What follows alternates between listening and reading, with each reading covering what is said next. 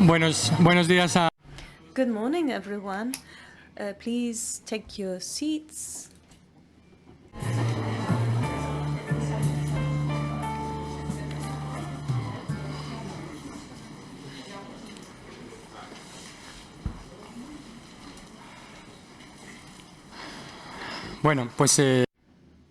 Well, thank you everyone for being here with us today, this morning. I would like to thank, in particular, clearly, the delegation from the European Commission and the Office of the European Delegation in Madrid for hosting this event today. We feel at home, and we have to thank you for having always your doors open to enable us to discuss about European matters and to promote the integration that is so dear to us all. And I would also like to thank the Secretary of State for the European Union, the support for this event, as well as the delegation and the office, the Bureau of the Parliament. And also, I would like to thank all our speakers who have been so kind to join us here today. We are going to have a few opening remarks, and then we will be able to listen to Minister José Manuel Albares, who will address us before we formally start with the two panels that we have foreseen for today. In the first one, we would like to deepen into the aspects that are more related to the competitiveness and the concurrency within the market, both inwards and outwards, and we would like also to deepen into the challenges that we are facing at the moment. So, and for this panel, we will have Joaquín Almunia, who is the Vice President of the European Commission. We also have Mr. Boretinskins of Neighbor Governance and the member of the Committee of the Internal Market and Consumer Protection. We will also have the participation from the business sector and our Minister of Industry present here today as well, and this will be moderated by Tobias Gerke. In the second panel, we will deal with the internal market gender aspects, and we also have the luck of having with us the ex-Prime Minister of Italy, who is in charge of delivering a report on the challenges of the European Union at the moment. We also have Soraya Rodriguez, and we also have our first-line speakers with representatives from the civil society. And we will be not only looking into the past and celebrating the successes of the single market, but also which is the backbone of the European Union, sometimes invisible, but as necessary as the air that we breathe. And also, we will like to look forward, to look into the future, to gather the ideas from all the participants, so that in the coming months of the Spanish presidency, that we can convey to our political representatives the legislation agenda that we want to promote from Spain within the European arena, where we can put into value all these ideas. And if you have heard the President's speech, there are many challenges ahead of us, and we want to give a coordinated and united response to these challenges. So without further ado, I will leave the floor to the Director of the Parliament Bureau in Madrid. Buenos días a todos. Muchísimas gracias. Good morning, everyone. Thank you for being with us today here. Ignacio Torreblanca just mentioned that there is a president from the president who has had to change the event he was attending today. So I would thank you in particular for being here today, or especially for being here with us today to discuss the backbone of the European project. We have the biggest market in the world with 467 million consumers, and if we look at the perspectives of expanding our market, as pointed out by Ursula von der Leyen yesterday, in the coming decades, we could also be including the citizens from the Western Balkans, even from Georgia and other countries of the area. We would be talking about 500 million inhabitants.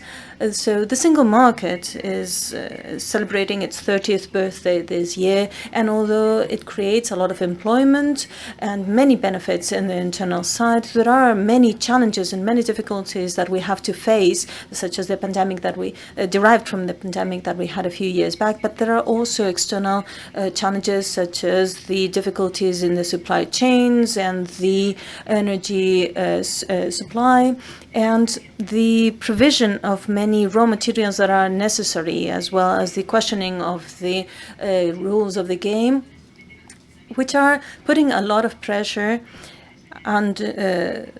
on our single market. So the Commission determined that there are several barriers to the trans-border activities, and I'm sure that Lucas will refer to this. In May 2022, we decided to deepen into this single market. In 2023, we have adopted an important resolution on the 30th birthday of the single market, calling up on a renewed commitment for this single market in specific areas such as the digital market, telecommunications, and others. We have seen this in the past week with the voting, where there was a green light for the reform of the electrical market within the European Union, which would have been unthinkable of many years ago, a few years ago. Also in the State of the Union debate, we saw that we are in the face of a new important challenge to deal with a more fragmented, hostile environment, and especially more subsidized by the greatest powers. Ursula von der Leyen, the president, talked about the support of the electrical vehicle in China. And I'm sure these and other topics will be the center of our debates today. And I want to thank all the institutions and all the figures that are here supporting this event. And I will leave the floor to Lucas, the Deputy Director of the European Commission here. Good morning, President, Vice President, authorities, and welcome all to the House of Europe. As Ignacio was saying and María was saying, this is the house of all European citizens. We are dealing with a topic today that is what we have mentioned, called the crown jewel very often. This was born 30 years ago, but this was not a one-day event. This has been taking place over the years, and throughout the years this has been built and is being built on a continuous basis, and it is a success. It's the single integrated market, the biggest single integrated market in the world. The GDP of the European percent is between 8 and 9% higher, thanks to the benefits provided by this single market. We tend to discuss if a single European policy might benefit this or that country, but when it comes to the single market, well, this that I just mentioned happens often with the CAP, with the CAP, and many other policies. But the single market is something that is beneficial for all state members, both for those who are net contributors and those who aren't. As I have said, we have seen all the milestones throughout these 30 years, and right now we are at a cross path and at a very important turning point for the European Union as well as the single market. Often, the existential problem of the European Union is discussed, is talked about, and I would like to touch on 2 points before I leave the floor to the Minister. There are two topics that I would like to highlight that are on the table at the moment. The first one is clearly the competitiveness. Ursula von der Leyen mentioned this recently. We have been talking about this and the answers that we need to provide in order to protect and improve the European industry in the face of external aggressions. Clearly, this is a topic that is a core concern for Spain as within the presidency of the European Union. And there's a second matter that is a key element for us for this year, which is the topic of the skills, the competences that we need to promote in the face of a new scenario that we are living in. And this is why this is the European Year of Skills and Competences. We need to improve these. We need to reinforce these. And this also involves innovation. The investment in innovation is around 2.26%, which is clearly not enough. And also we need to discuss the external dimension of the single market, which has to do with the way we establish our relations, our trade relationships with third countries, and the investments that we are currently doing in order to reinforce this internal market. We could mention, for instance, the global gateway that will be discussed in the ECOFIN in Santiago. And without further ado, I want to wish you great success in the panels today, and I'm sure that the ideas coming out from these panels will be very important and valuable for the improvement of the single market looking forward. And I will leave the floor now to Minister José Manuel Albares, Minister of Foreign Affairs. Buenos días. Good morning.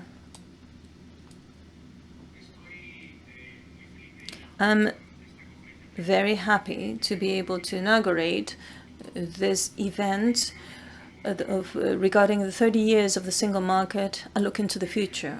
This gives us the opportunity of thinking about these 30 years that we have lived with this single market, but also because I think that we are looking, we are taking this outlook on the single market at a very difficult time. I see many good friends have gathered here today, and that pleases me. This event has been organized within a program, the framework of a program that deals with different European topics, that reflects the joint effort that Spain wants to have join with the involvement of different representatives of the civil society, think tanks, and others, because we think that the presidency of the European Union is a national project where we need to all be involved. And we also need to open a debate where Spanish people, European people can deal with important matters for us all. We also have Enrico Letta with us here today. I want to thank him in particular, and I want to also highlight the hard work that he has done and the important work that he has done on reflecting about European matters. We are facing one of the most difficult times for Europe in the past 30 years. This context is mainly determined by an unjustified aggression from Russia on Ukraine that has incredible consequences from an economic, social, and humanitarian viewpoint. We need to have proposals that are really up to the challenges that we are facing, and these challenges are have another side to them that is for them to become opportunities for Europe. If we cooperate with our partners, with allies around the world, we need to also work to improve the competitiveness of our industry and of the SMEs, and we need to support them and accompany the digital transition, the environmental transition that is clearly unavoidable. And all this we need to do without leaving the citizens behind. If we talk about citizens' rights, values, if we talk about a sustainable y de su mercado único. Life form, citizens are clearly at the core of our priorities, and for us, the slogan for our presidency is a closer Europe, closer to the citizens, closer to their wishes and their expectations. And this is the reflection that we want to push forward during this meeting, during this event, when we reflect about the 30th anniversary of the single market, and when we think about the future. The single market, I think we can all agree, is one of the main successes of the European Union. It's a real cornerstone and a driver for improvement, for growth, for creating employment. So for the Spanish presidency, it's key to push jobs that increase the competitiveness by reinforcing the reindustrialization in Europe, that ensure the safety, the strategic safety and security of a union that can only exist when it's open to the world, because Europe only exists if it remains an open society. The environment in which the European market is operating at the moment is very different from that we found 30 years ago. There are many geopolitical tensions, and this is one of the main changes since the fall of the Iron Curtain. And now there is a global concurrency, and there are new challenges that we are seeing, that we're facing, that were not known before. The European Council in last June offered new ideas and new reflections regarding a fair competitiveness and a regulatory framework that is aimed at reducing the paperwork burden, the administrative burden. And in that sense, the reindustrialization of Europe is one of the key elements towards looking forward. The informal meeting of ministers held last June focused the debate on those aspects, because the single market used to be ongoing work.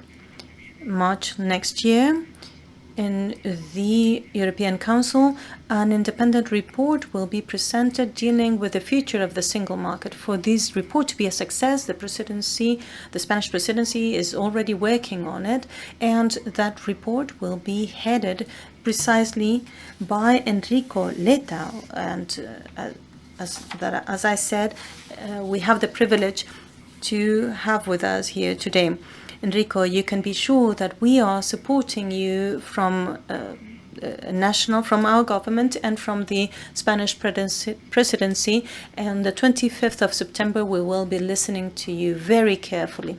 I have shared some ideas about the importance of the single market in our competitiveness, but it's clear that the single market goes beyond that. The European Union and the communication regarding the 30th anniversary already mentioned that the single market is a means to improve the quality of life of our citizens. The citizens are again at the core of our thoughts, of our reflections. The circulation of people, of capitals, benefit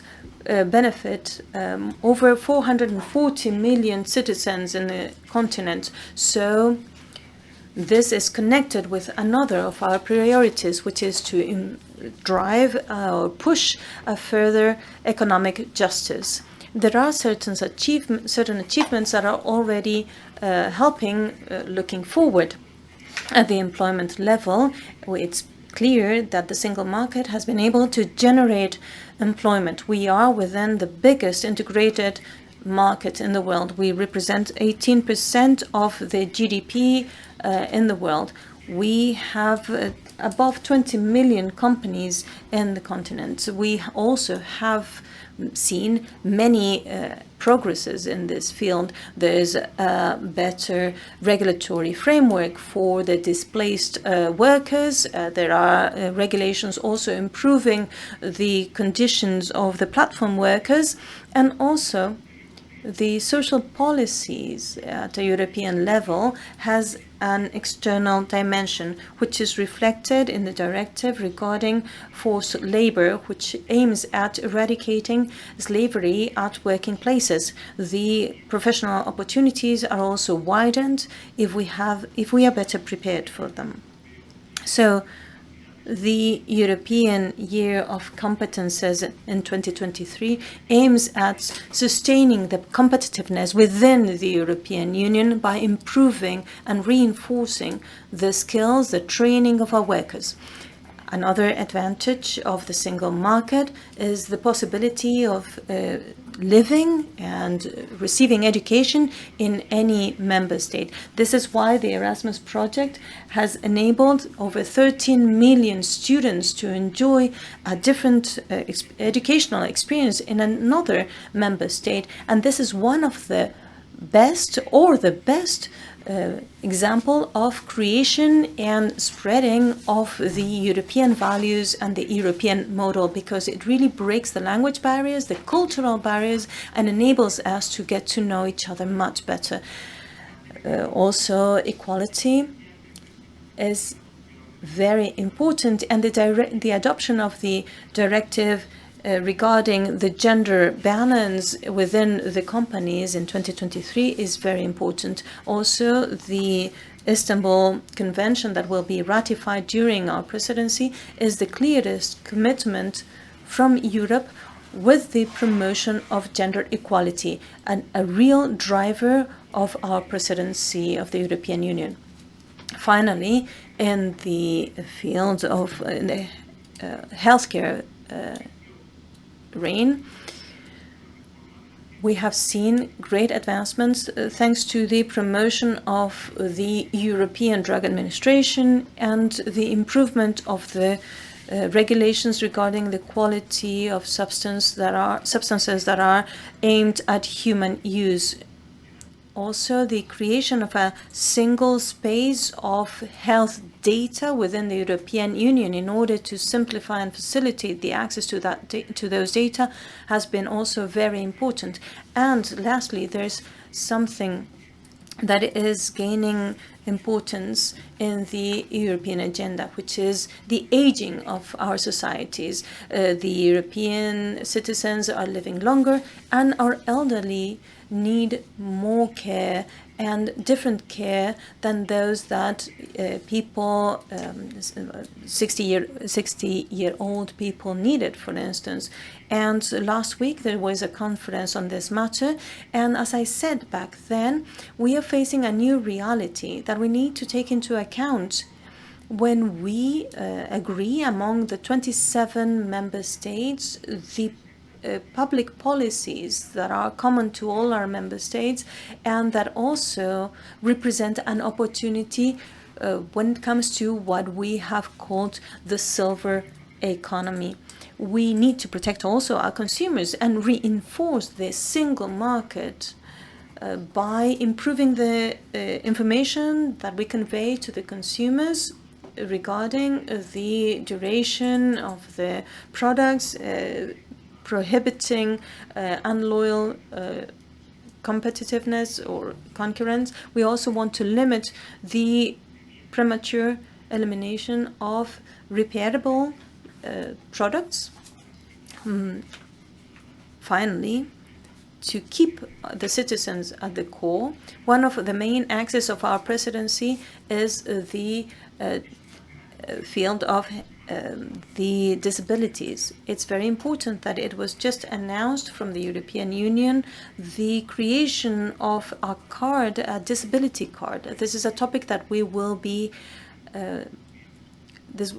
discussing this in Palma de Mallorca in November, so that the 87 million people with disabilities within the European Union have access to one single mobility space within the European Union. This is a European solution for these millions of people, out of which 4 are Spanish citizens. This is all very much related to the challenges that we see around us, within our territory and around the globe. Energy, the double green transition, the challenge of the telecommunications, all these elements affect our single market, but also affect us at a global level. Thanks to the Repower UE initiative and the wish to eliminate all energy dependency from Russia, we are more autonomous in the energy level. We want to push the reform of the electricity market in order to be able to ensure that the prices are affordable for the consumers. We could hardly face the green transition without the single market. And the same happens with the digital market. We are delving into the negotiation of the AI regulation, and the decisions that we make today will be determining the future of our citizens. Also, I would like to share with you a very important initiative that affects directly the citizens: the elimination of the roaming data. There are fewer things that bring the citizens closer than the possibility of being able to chat around the European Union with the same costs. This is a great advantage that we have decided to expand also to Ukraine, a country that is fighting for the values that we also support. We know that this will have immediate consequences. The commitment of our country with the single market is solid because we believe in its robustness. We believe that it helps us prosper, it helps us communicate among each other, but also because it reinforces and highlights our power around the globe. So my message here today, without forgetting the advancements, the competitiveness, and the great advantages that it represents, my message for you today is that we need to reflect on the next 30 years of the single market. A market where the citizen needs to remain at the core of the policies. As our slogan said, a Europe that is closer to these citizens. That is the path for the future of Europe. This is the future that we see, that we envision for Europe. And I think that I can count on the support of all Spanish citizens, but I guarantee for both to the Spanish citizens and the European citizens that we will be working hard on achieving these goals in the next 30 years.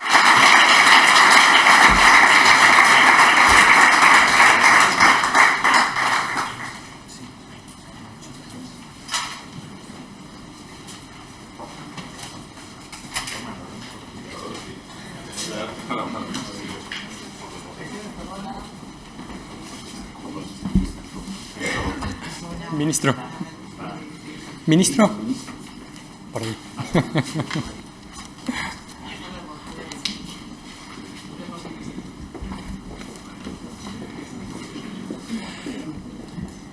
Bueno, pues escuchado al ministro, por favor. Okay, so we will now open the first panel. Mr. Almunia, Mrs. Jardine, and Hemskinski, Tobias Gerker, if you can come up to the stage. Thank you.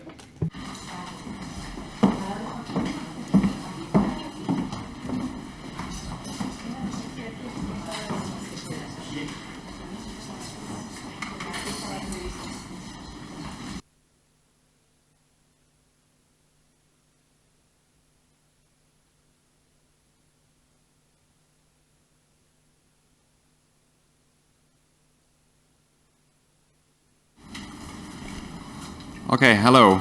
Good morning, everyone. My name is Tobias Gerke. I'm a senior policy fellow working on geoeconomics at ECFR. Very happy to be here again in Madrid. Thank you to Ignacio, of course, for bringing me, but also to our Spanish friends and colleagues at the presidency for working with us on this event. Well, we already heard quite a lot on the challenges, on the achievements, but in this panel we will dive into all of this a little bit more. The context is, I think, excellent for this panel. Not only is it 30 years, but there's a lot of new ideas and thinking around all over Europe, I think, of how we should bring our economic policy, our single market forward. We have the Spanish presidency. We've just heard all the initiatives and thinking. Today there will be a communication by the Spanish presidency on open strategic autonomy, also ideas of how do we need to think about our economic policy in the future. We have the Council tasking the Commission to think more about the single market. We have an economic security communication by the Commission, which also sets out ideas of what we might need to do. And President von der Leyen, of course, gave her speech this week, which also, I think, was quite heavy on economic policy and what she thinks needs to be done. So the topic is 30 years of success, past achievements, but I guess the idea is really how can we get another 30 years of success? How can we make sure that in 30 years' time we can meet here again and still talk about the success of the single market? There is a number of challenges. We heard a lot about them already. Let me just briefly sum them up in my own words. I think there's a number of internal challenges, clearly. I think the evidence that, as we heard already, competitiveness, but productivity and innovation capacity in Europe is growing. The gap is growing with other powers. I think the evidence is becoming more clear.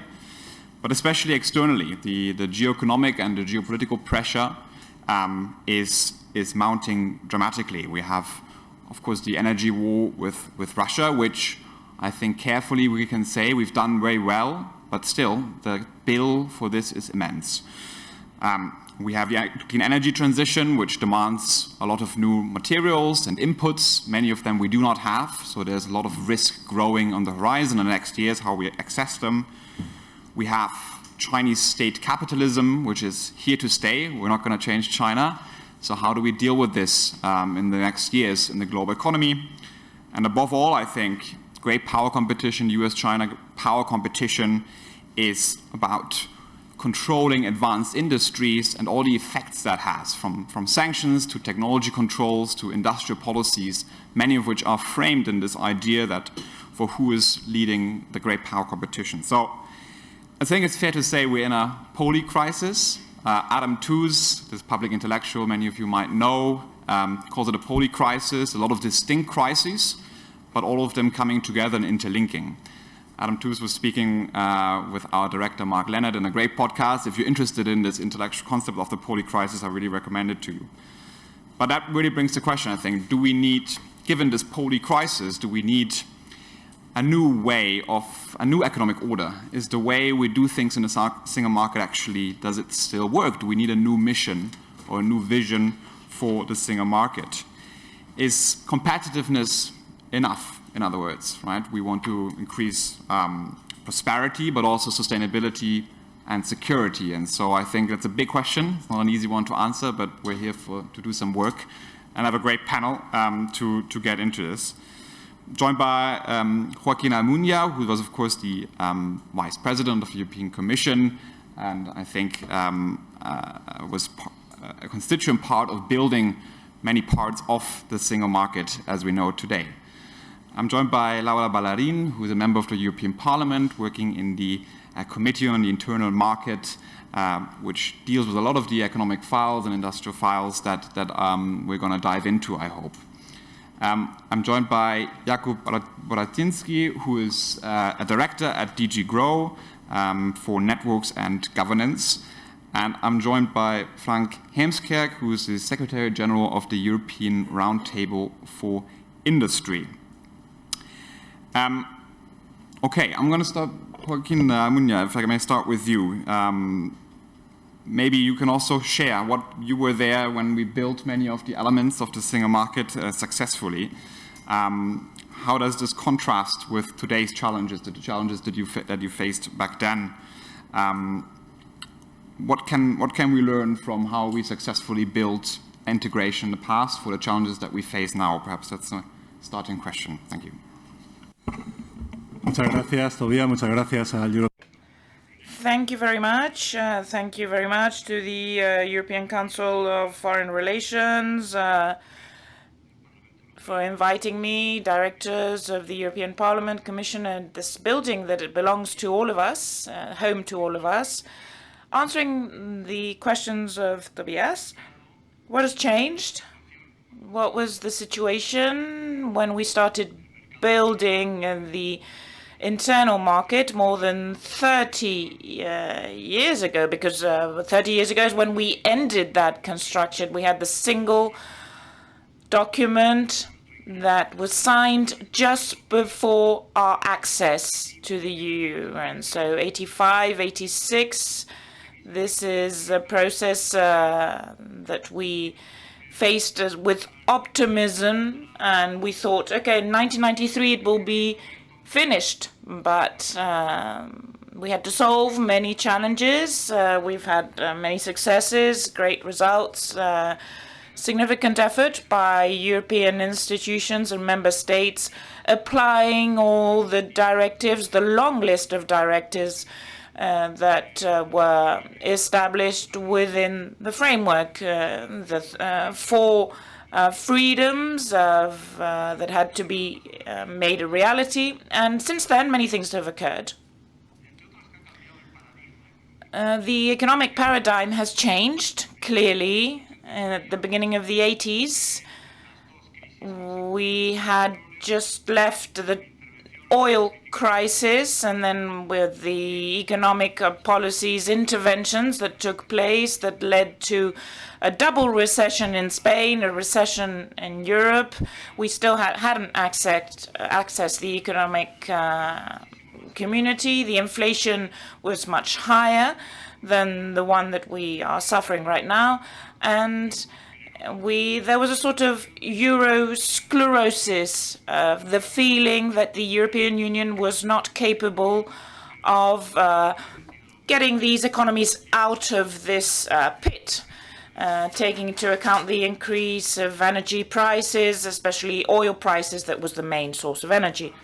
With this paradigm, it was transformed into the internal market, and it was based on the neoliberal paradigm, in simple terms, so to speak, a great trust in markets in general, not only internal market, and the efficiency of markets, and a certain mistrust of public policies.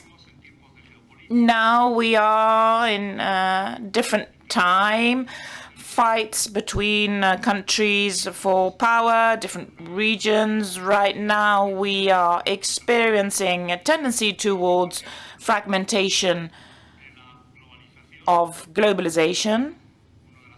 This was one of the main characteristics of the period during which the single market was realized in the past Europe. We've undergone globalization, respect of trade rules, economic exchanges, the important role of multilateral bodies, and all of this is at stake right now.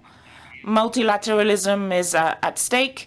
It is not seen with good views, taking into account the leaders of two main superpowers. The two leaders right now are in the face of these, are leading the World Bank, the IMF, the WTO, the Development Bank, and the European Union. We continue believing in these principles because we've used the strength of the internal market to be able to project Europe beyond our frontiers, presence in different markets, to benefit from international relationships that have been growing until the crisis of 2008. Now things have stabilized slightly, and we've benefited from all of this because we have managed to export our regulations. During the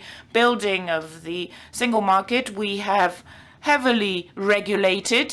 British people accused us of this, but this has also been positive for them, even if they didn't realize this during the referendum, sadly. And now it is more difficult for us to export our regulations, and this means it's more difficult for us to export our values. And right now in Europe, we are reacting to the situation, to this excessive trust in markets that was broken with the crisis of 2008. And we now talk about what was talked about in the past with the oil crisis, with the change of the economic paradigm. Now we're talking about, once again, industrial policies, control of exports. In some cases, we talk about control of direct investments that come from third countries, and we even talk about the control of some direct investments of European countries in third countries. And when I was a member of the Commission, well, the competition rules that have been very good for us from the origins of the economic community, but the fourth pillar, the control of public policies, that has been essential to be able to benefit from the internal trade of the market, taking into account also other economies being more advanced. This control of public policies has now gone into a period of flexibilization, so to speak, that we don't really know where is leading us to. Maybe certain excess of industrial policies to be able to defend interests, sometimes common interests, European interest of all the 27 members' economies, but sometimes they're more in the favor of certain member states compared to others. Just to give you an example, the public policies that were flexibilized during the pandemic and then extended during the war in Ukraine, the need to move towards the Green Deal. This public policies controlled by the European Commission, more than half of them, a little more, over 50%, have gone to Germany because they can afford this. They have an economic and fiscal strength that is indisputable. 25% of these policies to France, the second economy within the single market, and the rest has been shared between Italy, a little less than Italy, Spain, and then other countries.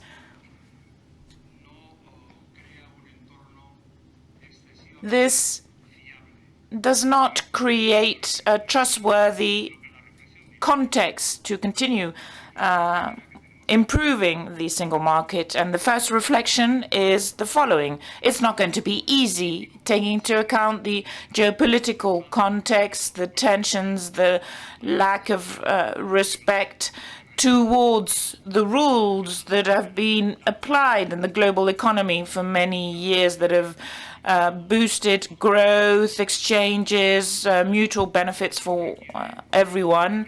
This requires reflections, not to say no to certain industrial policies. I'm not saying that, but we do have to really reflect on these initiatives. Tobias, if you need to cut me, but last comments.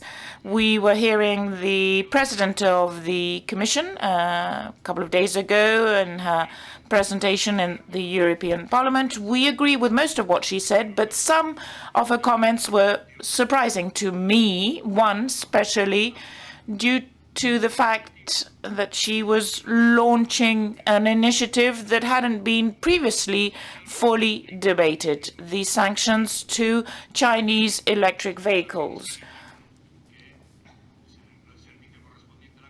So it means that the Commission's services starts working on how to present these sanctions to be presented at the Council. And when I heard these words, I asked myself, what's going to be China's reaction?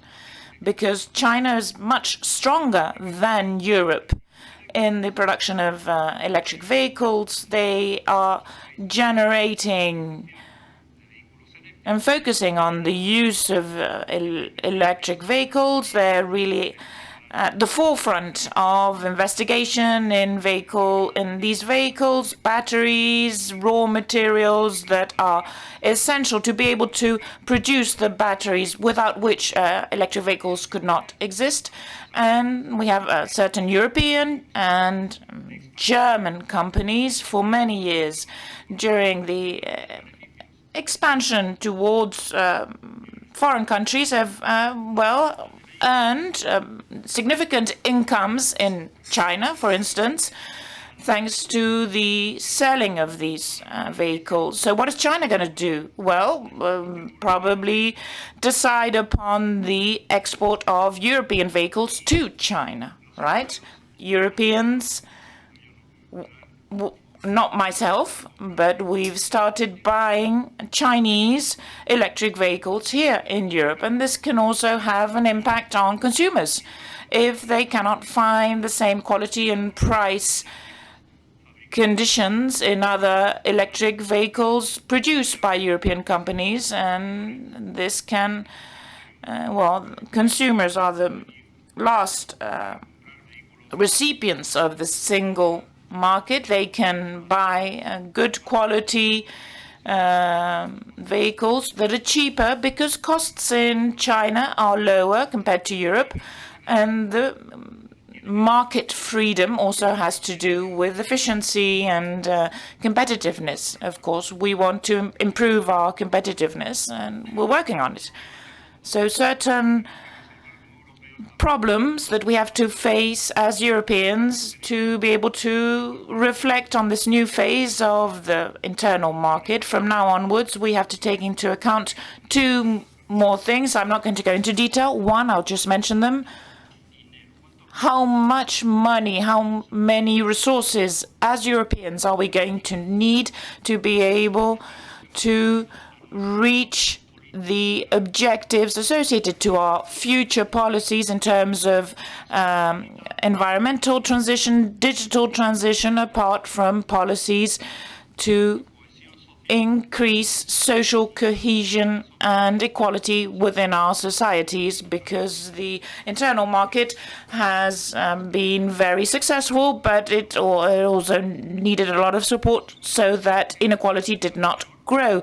Second idea, second consideration, I won't go into detail, the commitment of enlarging the EU to Ukraine, to Balkans, Moldavia, and maybe Georgia.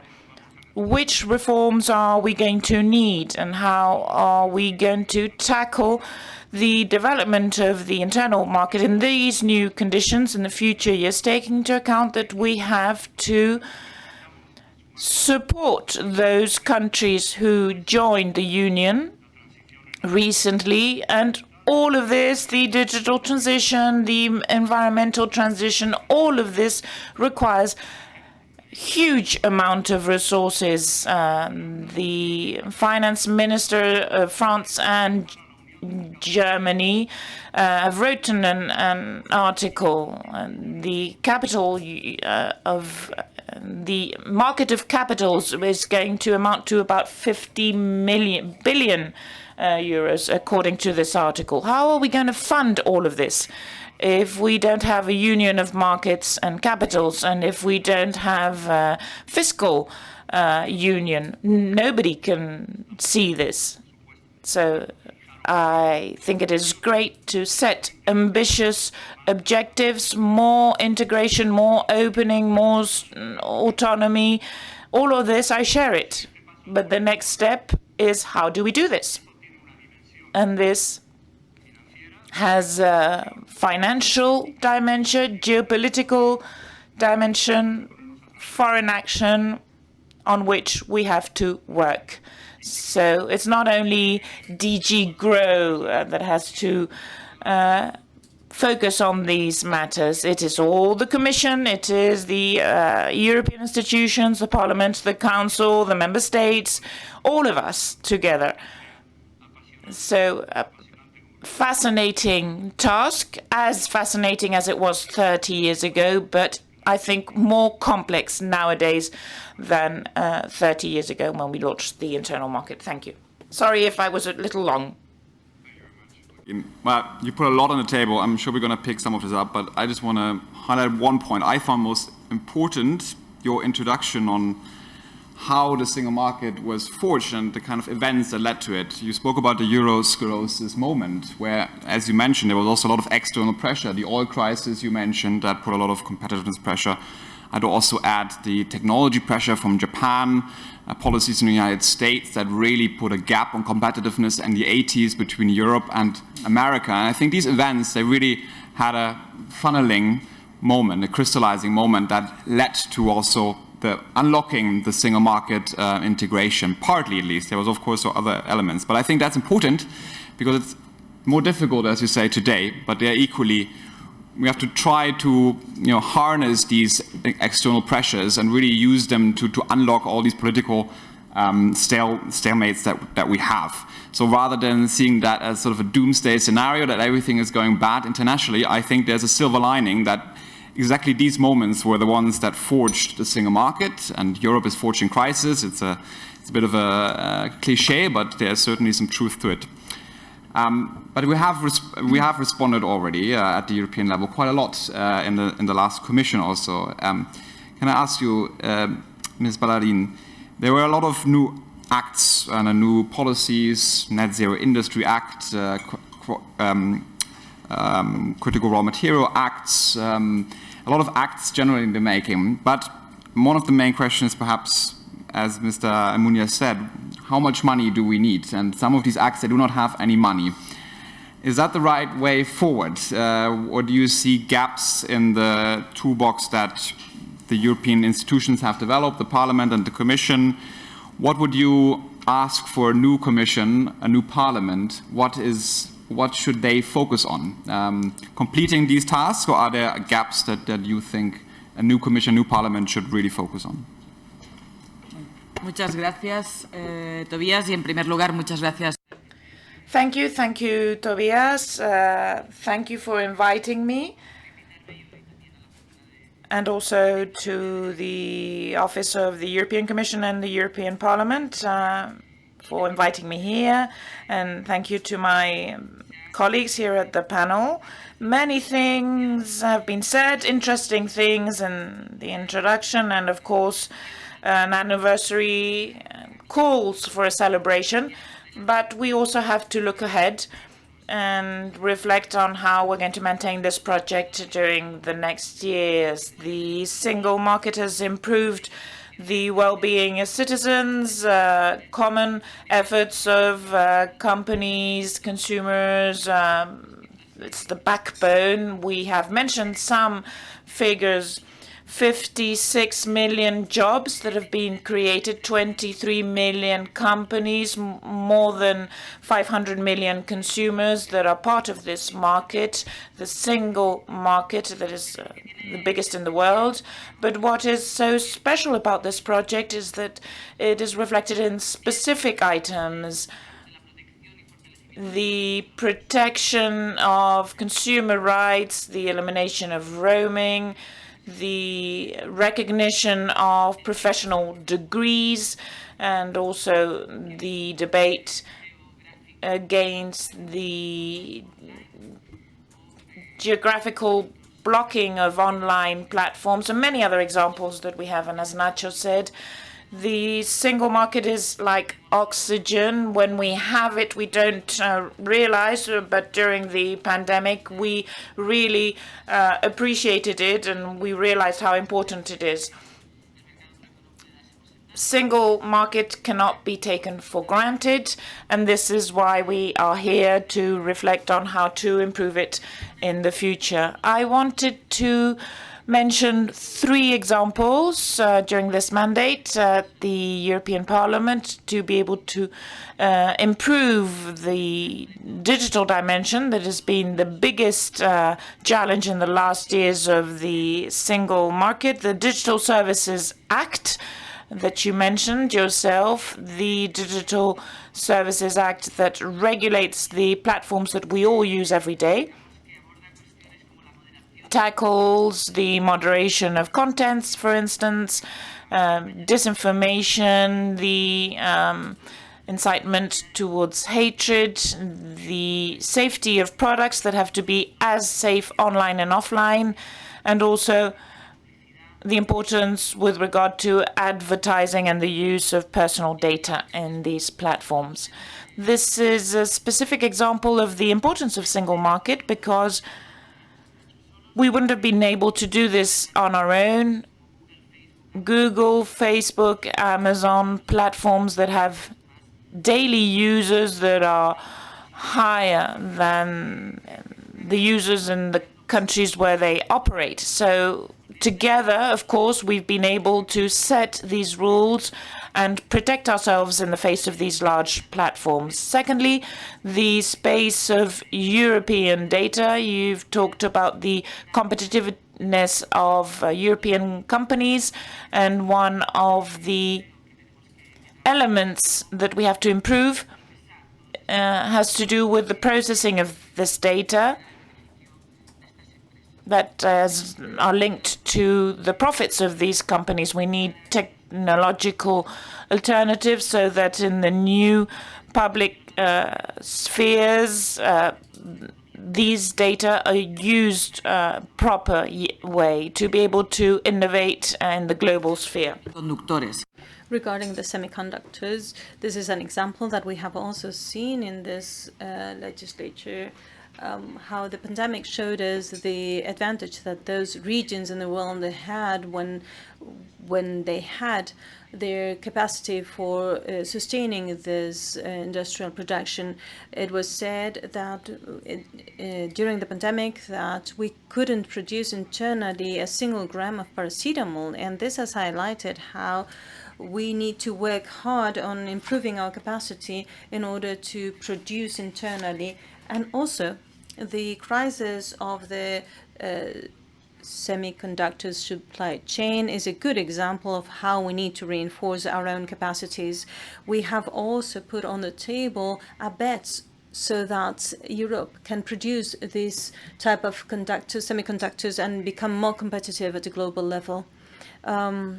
You mentioned our bid as the European Parliament looking forward to the next mandate. I just have 1 minute, so I will list the priorities that we have noted for the European Parliament, which are, we believe that we need to renew and reinforce the protection of consumers, considering the environmental and social aspects. We are especially stressing the right to repair, how to protect the consumers from obsolescence, programmed obsolescence of products, and given the citizens the opportunity of renewing and repairing their products. This also has an aspect to it towards protecting the environment. Also, we need to promote the cooperation and the competitiveness within the European Union to reinforce the external dimension of the single market, protecting the values of the European Union and its strategic autonomy.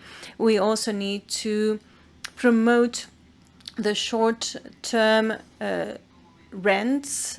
And I would like to ask the panelists what is their opinion on this matter. I think that Spain is one of the countries that is particularly interested in this topic, how we can fight gentrification, how we can protect ourselves also from platforms such as Airbnb or Booking, which are very necessary and that are very useful, but that entail certain risks, especially for the cities. There are certain asymmetries at a digital level in services such as video games and virtual reality, and how we can also fight the duality of certain products. From the European Parliament, we have been focusing on the avoidance of the duality of the quality of products between Eastern and Western Europe. For instance, you have Nutella showing or selling two different qualities in different products depending on the regions where they're selling. And I think that I've exceeded my time, so I'll leave it here. Also very interesting points on the table. I would like to just reflect quickly on what you mentioned, I think, regulations on the Digital Markets Act, Digital Service Act, AI data. You mentioned a lot of very important regulation. But it does connect, of course, to the question of how do we externalize them. Is this Brussels effect still, does it still work? And I think, Joaquin, you mentioned the Brussels effect is not as effective anymore as when you were around in the Commission. The Brussels effect is also, in a way, a unilateral policy, right? We regulate and we hope that the market mechanism externalizes it. And it has in the future. But I think there's a bigger discussion whether this is still a mode of international economic governance that we want or even can play. Whether we need to not find different kinds of cooperation before we regulate on the digital market, for example, or digital services, and then hope that others will adopt it through the Brussels effect, or whether we should not already have international cooperation before we regulate. I think this is the future of the Brussels effect that we need to discuss more in depth and not perhaps only rely or hope that the Brussels effect works. But it's a discussion to be picked up in another time, perhaps. But Mr. Boraczynski, can I ask you to bring you in? Clearly, there's the question on competitiveness that's on the table. The European Commission has done quite some work on building its industrial policy capacity in the last mandate. But the focus has been quite on specific industries, on the clean energy industries, on chips we heard, and also on specific strategic industries often, with the idea that we need to reduce vulnerabilities. Is that the right focus still? Or do we need to think about the single market rather from a much broader competitiveness issue? Where do you see what should be the objective here? Focus on the more strategic projects or on the wider deepening of the market? Can these two be compatible? Perhaps. Thank you very much, Tobias. First, let me really express our gratitude to the Spanish presidency, to the ECFR and Commission representation here, as well as the Parliament's office for hosting this event. From our perspective, it's really essential that we have this conversation about the single market, about the past, and very importantly about the future. Now, listen. It's not a space now, for a long expose. So if I were to answer very shortly, I think we need both, but just let me elaborate a little bit. I think many of the speakers have basically, reflected on the fact how different the world is today. And I think that what we are seeing is, I would say that single market we are exploring, let's say, new dimensions of the single market that we have not thought about, and that basically shows that this is the strength of this, that it's actually agile and alive and kicking. With the crisis, or you said poly-crisis, perma-crisis, that we have been witnessing over past few years, you have all the reasons to think that this will be the dramatic centrifugal forces that will break us. And actually, what we are seeing that the opposite is happening. So first of all, competitiveness that was at the root of the single market project. We have seen that basically, and then this is very much connected. This Commission has made digital and green transition, its flagship objectives, and basically it meant that the single market would be anyway. It's not an end in itself. It's basically employed in service of this big objective. And indeed, if we follow on that, the last stage, let's say, of this Commission, we have this Green Deal industrial plan. And we have really also, and that was, it's important when we talk about single market, we talk actually about the tools that we are using. And indeed, we are now exploring, experimenting with the new tools, Net Zero Industrial Act, Critical Raw Materials Act. a really completely new type of legislations, which is, not this classic, creation of rules, because anyway, market takes it of itself. We just need here and there, few basically adjustments, but it's about fundamentals. If you think it's about access to finance, it's about access to land. The whole issue of permitting becoming such an extremely important question, and access to skills. It's also a type of legislation that me as a civil servant, I'm realizing what a huge challenge it is. Actually, it's not that we basically, it's final adoption by the council and the parliament and we can go home and forget about it. No, it's contrary. It's just the beginning of the road. And I think this is a huge challenge for public administration in member states. It's a huge challenge for the Commission, how then to make it happen. Because I'm very much convinced, and not only because my Commissioner Breton convinced me for that, but I'm very much convinced that in this extremely challenging world, and I will not repeat because I think the speakers have very, prominently spoke about it, we need basically to make sure that Europe stays in the game, that we have, that the single market would be only producing results for citizens if, we will still have industry, a competitive industry in Europe. Resilience became, again, a completely, let's say, newly discovered dimension of the single market, and that actually is a single market as a shield, as a protection, as an umbrella, against very difficult weather conditions that we are facing. And I think, again, these are these new dimensions of the single market that we are discovering. Single market emergency instrument, is one of these kind of new approaches that would be criticized in the past for being, a kind of, from a command economy textbook, but it's not. It's not, because we are living in a very different times. But again, I want to be short. So coming back to competitiveness, I think we are seeing clearly that it's very much, still, not still, maybe even more now on our hearts and minds. This, let's say, annual cycle. It's a joint, let's say, effort from the call from the leaders. Also, response from the Commission. We will have now this annual single market and competitiveness cycle with a lot of focus on actually seeing what's really happening on the ground.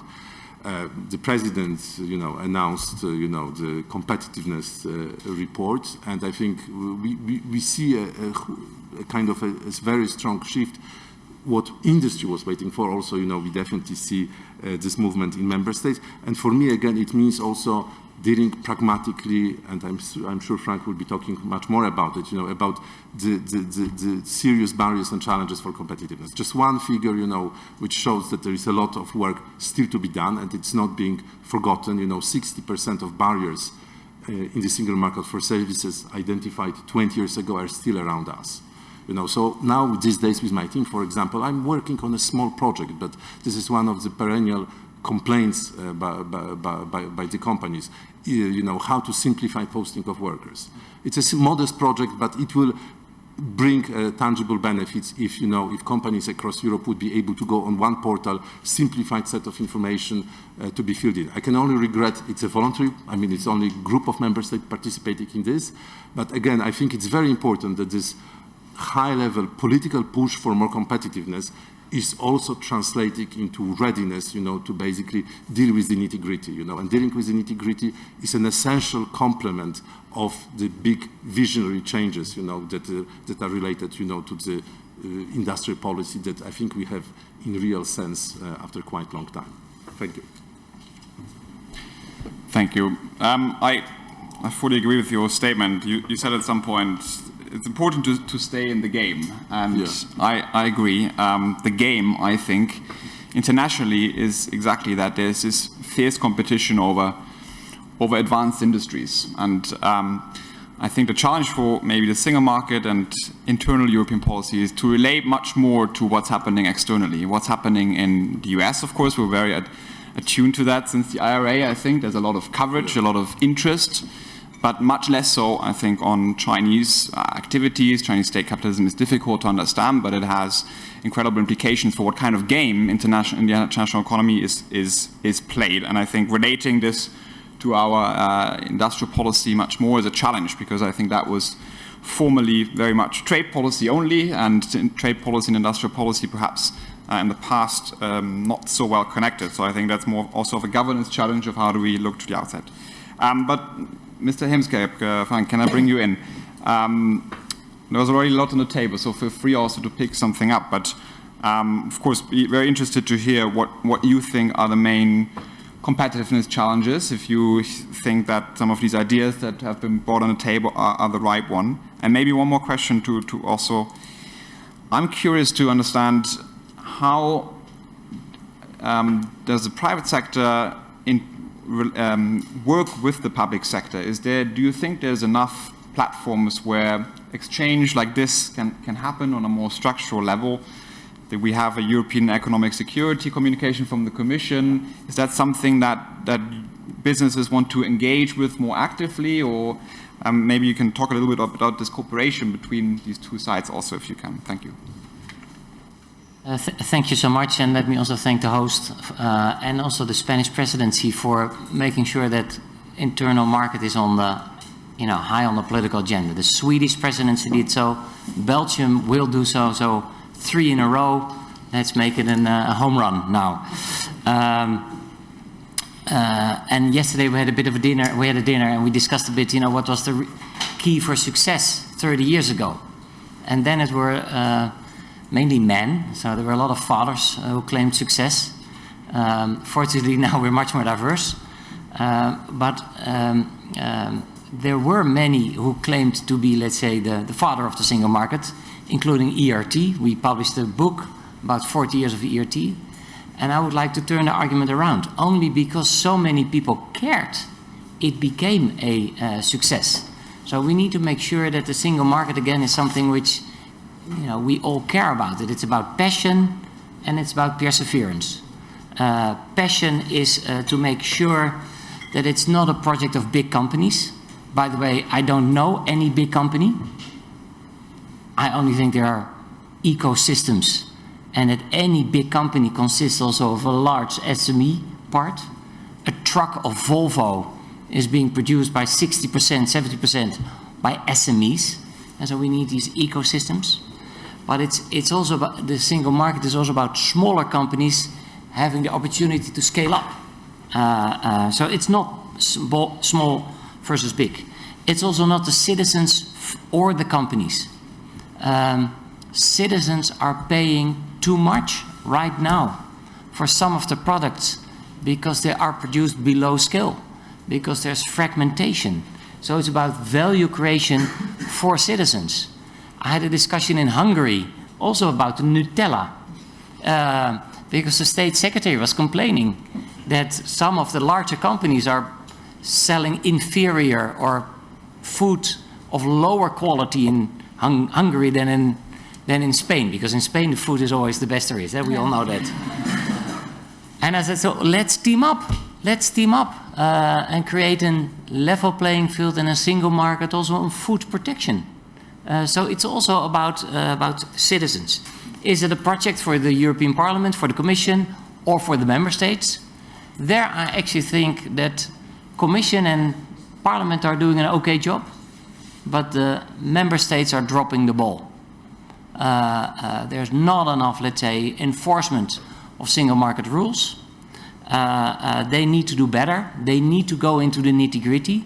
I was so happy to hear the Minister of Foreign Affairs, Albares, to say the disability card. My mom recently also got a disability card because she can no longer walk. It's still for her impossible to park her car in, outside. I mean, all the cities in the Netherlands have different rules. I don't hope she will use the new disability card to drive to Spain, because that would be a disaster.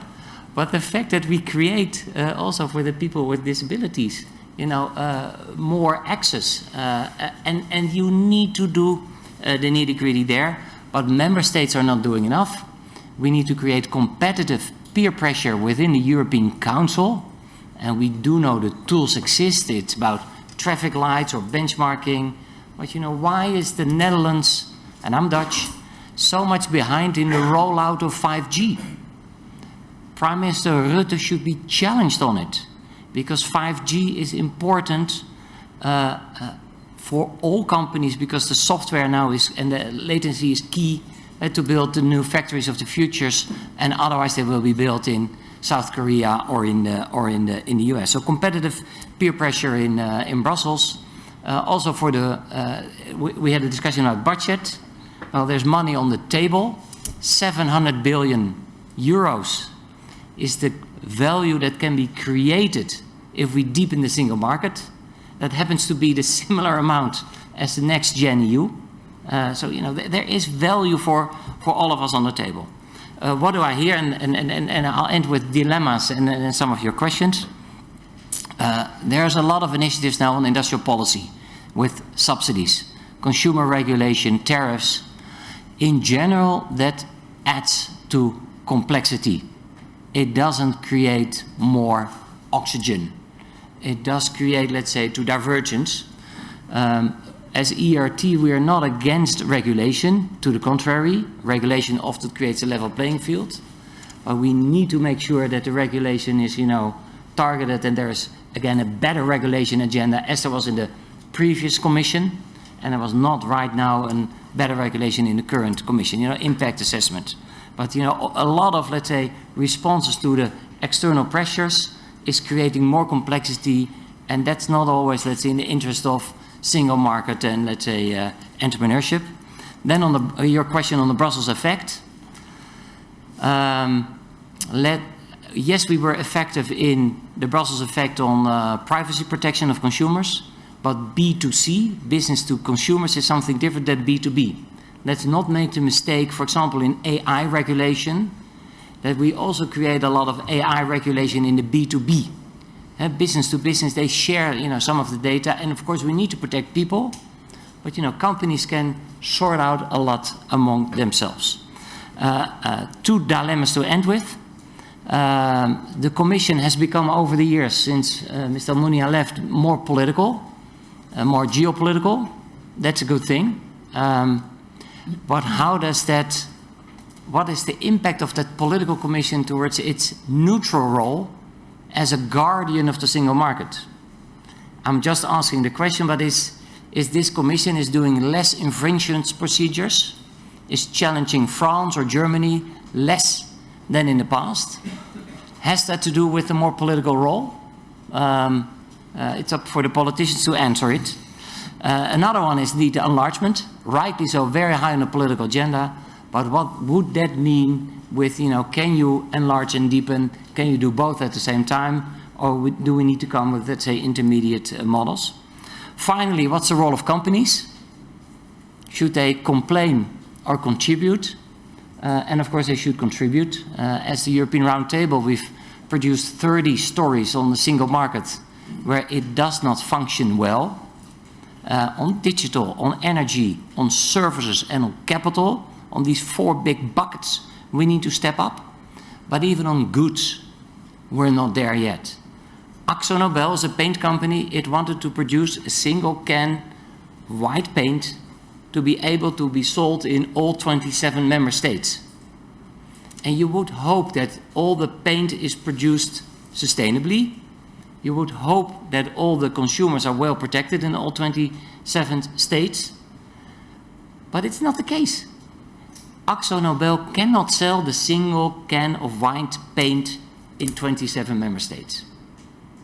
And therefore the consumers in Spain are paying too much for their paint, because it's subscale and it's fragmented. And we need to work on the nitty-gritty enforcement of these, you know, standard settings, and we can do so much better. And there we as ERT want to continue to contribute. The traffic light of the 30 stories, which we presented to Breton, to President Macron, is that of the 30, only 2 have been solved. 1 is work in progress, 27, nothing has happened. We're gonna collect another 100 stories, and we're gonna hand them over to Mr. Letta and his commission, and to hope, you know, that it will be high on the political agenda, and that Jakub gets the support he needs, financially, in the resources, but also the political support which is required to strengthen and deepen that single market and create value for all of our citizens. Thank you so much. Thank you very much. very clear messages. Let me just pick up on one. I thought one of your first points on ecosystem I found very important, to think more about ecosystems, value chains. I think this is a task also for policymakers that is very much on the agenda, not only for lifting the entire ecosystem and the value along the chain, but also for resilience purposes. I think there's a need to better understand how supplier networks across Europe connect, how we can shore them up as one ecosystem and not just one end user industry. So I think there's a case here to build more capacity of how policymakers also can analyze this, both from a value creation point perhaps, but also from a security resilience point. I think is something that is quite important. But we already, the point that we'd like to bring in some participants in our audience. We have a few friends and colleagues already from the business sector who would like to come in. Irene, could you help us with handing out the microphones also? Thank you.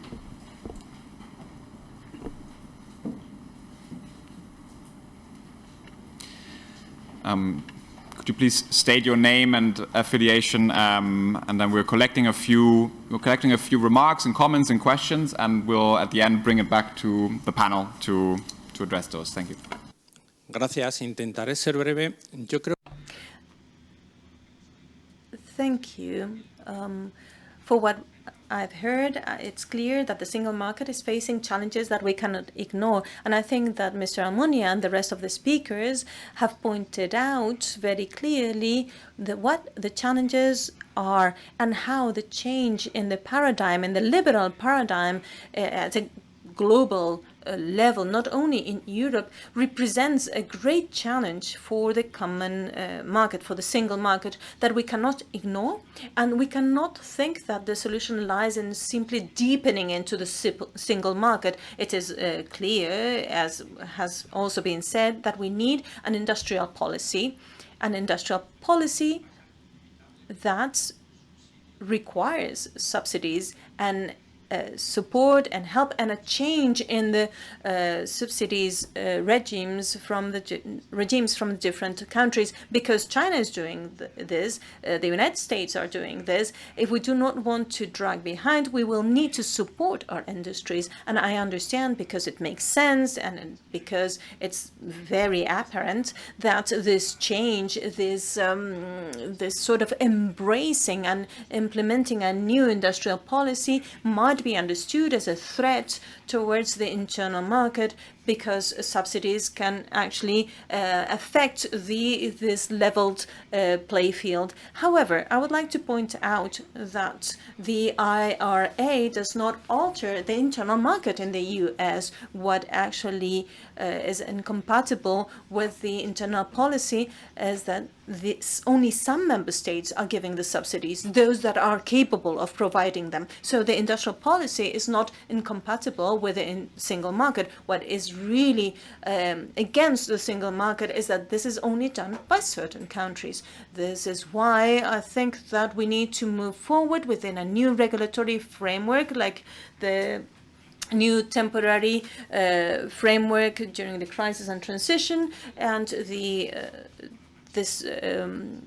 we see that there are certain traps there, such as this, that allows to unlimited subsidies in order to equalize this to the help that you can get in the aids that you can get in other countries. But aside this, I think that those countries that have less funds or resources, we need to move initiatives such as the Sovereignty Fund, and also with the support of other tools such as the STEP initiative. But we also need to move forward in building a common industrial policy. And I think that this is probably the real challenge for us. We have some elements that are pioneering, for instance, the Innovation Fund or the Hydrogen Bank. However, the hydrogen bank, I think that the next call is only funded with 800 million euro compared to the aids being given in the United States for the production of hydrogen. This is really a ridiculous amount. So my question is, are we ready for common industrial policy? Probably we aren't. And those of us who have attended the competitiveness councils this year, we see that there are confronting views from the different countries, small countries that are very much against intervention, bigger countries that are more for these industrial policy, smaller countries who do not want this each member state to have their own policy, but they do not want to support the common policy. This is what we see very often within the European Union. We have always been for the single market, but it has been very hard for us to work towards common policies that are really necessary to sustain the single market. And nowadays we're talking about industrial policies, and at other times we might be dealing with a social policy. The European Union is always facing the same issue. It's an union that has been built on almost a single common point, which is our love or our will for sustaining a single market. And we're missing the important step, which is becoming a true union and not a market. And this entails policies that in the past were different from the ones that we need now. And now we're needing the industrial policy. This is a constant that we see within the European Union, but we're actually, what's at stake now is the survival of our technology, of our industry. And with that, I would like to leave you. Buenos días, soy. Good morning, Manuel Savesi. I'm a strategy director of Indra. It is a technology company really focused on defense and aerospace, and I fully agree with my colleague. I'm going to continue along these lines. I just want to share a couple of concerns from the point of view of my company. We also have energy representatives here, but from the point of view of my company, I think that more than on the single market, that is, of course, the backbone of the European project, and we fully support Europe. We're Europeist. And from our point of view, space, defense, technology, we can see a competition between three large blocs in the world, the US, China, and Europe.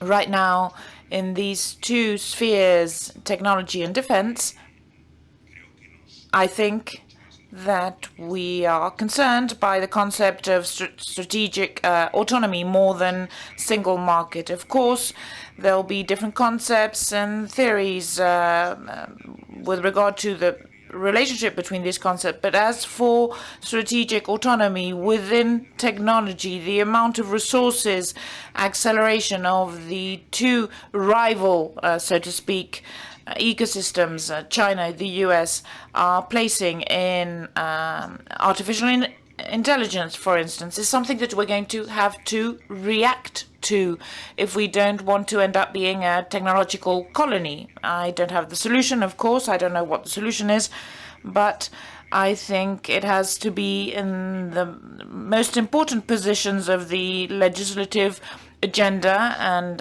priority for the European reflection. And on the other hand, the unfortunate and tragic war in Ukraine has awakened many people with regard to having our own capacities to be able to defend our own way of life here in Europe. We are Europeist. The European model needs to be defended, of course, and to be able to defend it, this means, well, I think we've made progress in these last years. Europe has to take seriously, defense has to be taken seriously, and we're talking about different elements with large European projects that are collaborations, but we are still heavily dependent on other countries in terms of technology, intellectual property, etc. So we are never going to be fully sovereign from the point of view of defense and technology. We've made progress in Europe and nationally too, but I think we're still very far from where we should be. That's it, basically.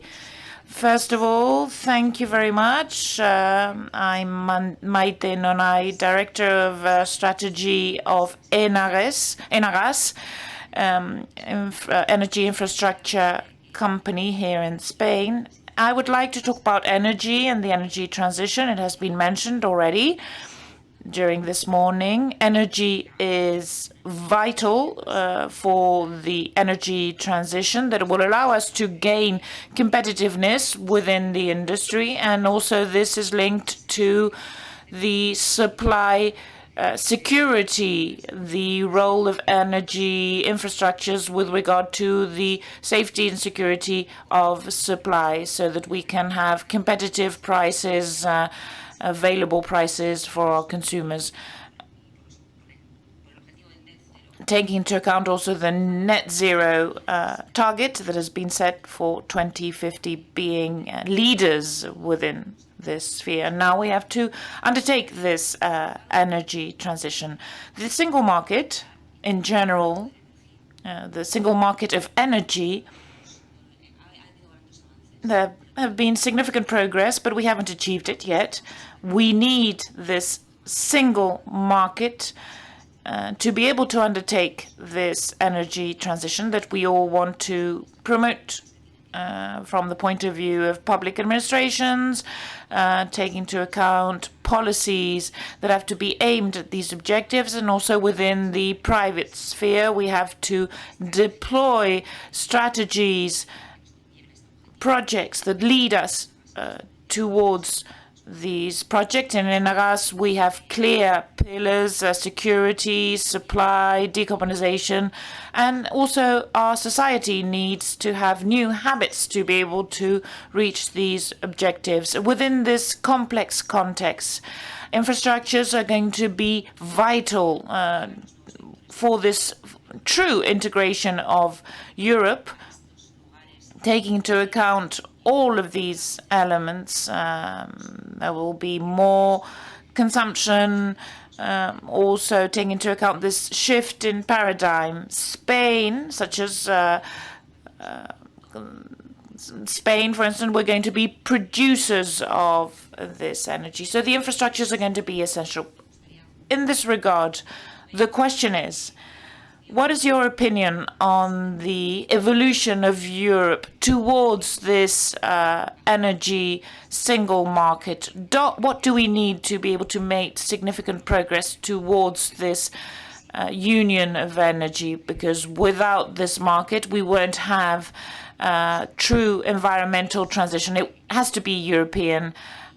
What's your opinion on the evolution, and what do we need? What do we really need to be able to achieve it? My name is John Rutherford, and I'm the head of public affairs at BBVA, which is a leading Spanish and European bank. And I'd like to start off just thanking the organizers for the invitation to attend this session. I'd like to turn the focus onto the single market in finance. One of the objectives of the Spanish presidency of the Council of the EU, and I'm going to quote, is to continue deepening the economic and monetary union, reinforcing the bank crisis management framework so as to strengthen mechanisms for liquidity, bank resolution, and deposit guarantee schemes, and to boost the capital markets union. And there was a reference before from Vice President Almunia regarding the French and German declaration on what needs to be done in terms of advancing on the capital markets union.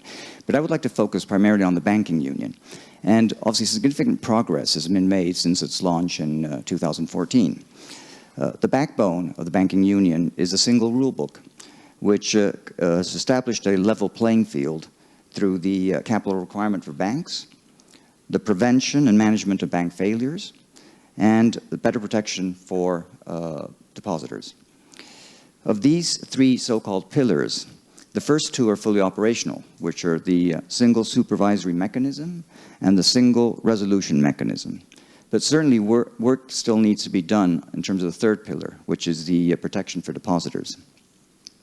Now, in order to further strengthen banking union, in 2015, the Commission put forward a proposal to establish what's known as EDIS, which is the European Deposit Insurance Scheme.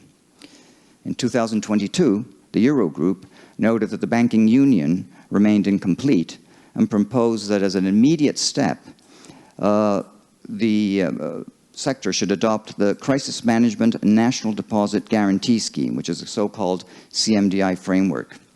And in April of this year, the Commission put forward a proposal to reform this framework. So obviously there has been some progress. Now, acknowledging that this is a rather complex and arcane subject matter, and acknowledging further that it falls really under the remit of FSMA and not DG Growth, I would nonetheless be interested to hear your views, Jacob, on what needs to be done in terms to advance the banking union. And I would open that question to other members of the panel who may wish to take that question. Thank you very much. Muchísimas gracias. Thank you very much, Juan Recedondo, Director of Public Policies at Telefónica. And I would like to mention the digital dimension that hasn't been touched upon yet. Of course, thank you for your invitation to this debate. I would like to start by saying, this has been mentioned before, we know of the importance of the single market for the European competitiveness, and the digital sphere, of course, is essential for European competitiveness. My company, Telefónica, telecoms, right now, we consider it to be a mostly domestic market, and a lot of the regulations are national. But if we think about digital services, they are closely pan-European.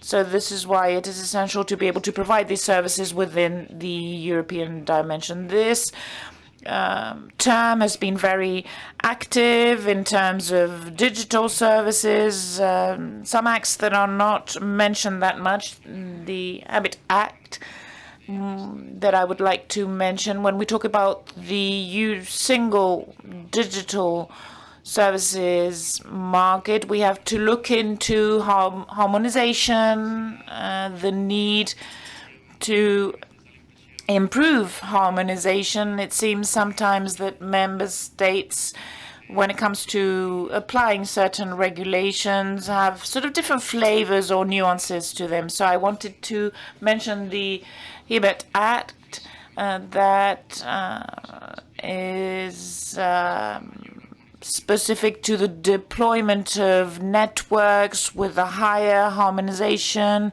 between countries, especially for telecoms operators. In terms of harmonization, we could talk about security, data protection, spectrum, different characteristics that have that are proper to the different European markets.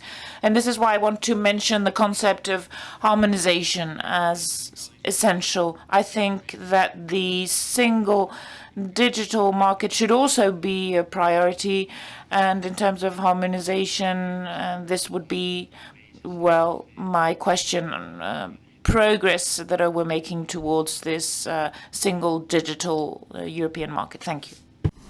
Okay, thank you very much for all these positions, statements, questions. Some of them quite specific, so wherever you feel you want to pick up on, but also some broader ones on whether we need this guidance from member states, from the EU, on where economic policy, single market integration should focus. Should it be just deepening across the board, or should it be really more focused with relation to what other powers and countries are doing? I think that's a really principal question that we need to get to. But so ideally would touch upon all of this. Maybe I start from the other way around, if you don't mind, Frank, to pick up on any of these items and questions that you think you can answer.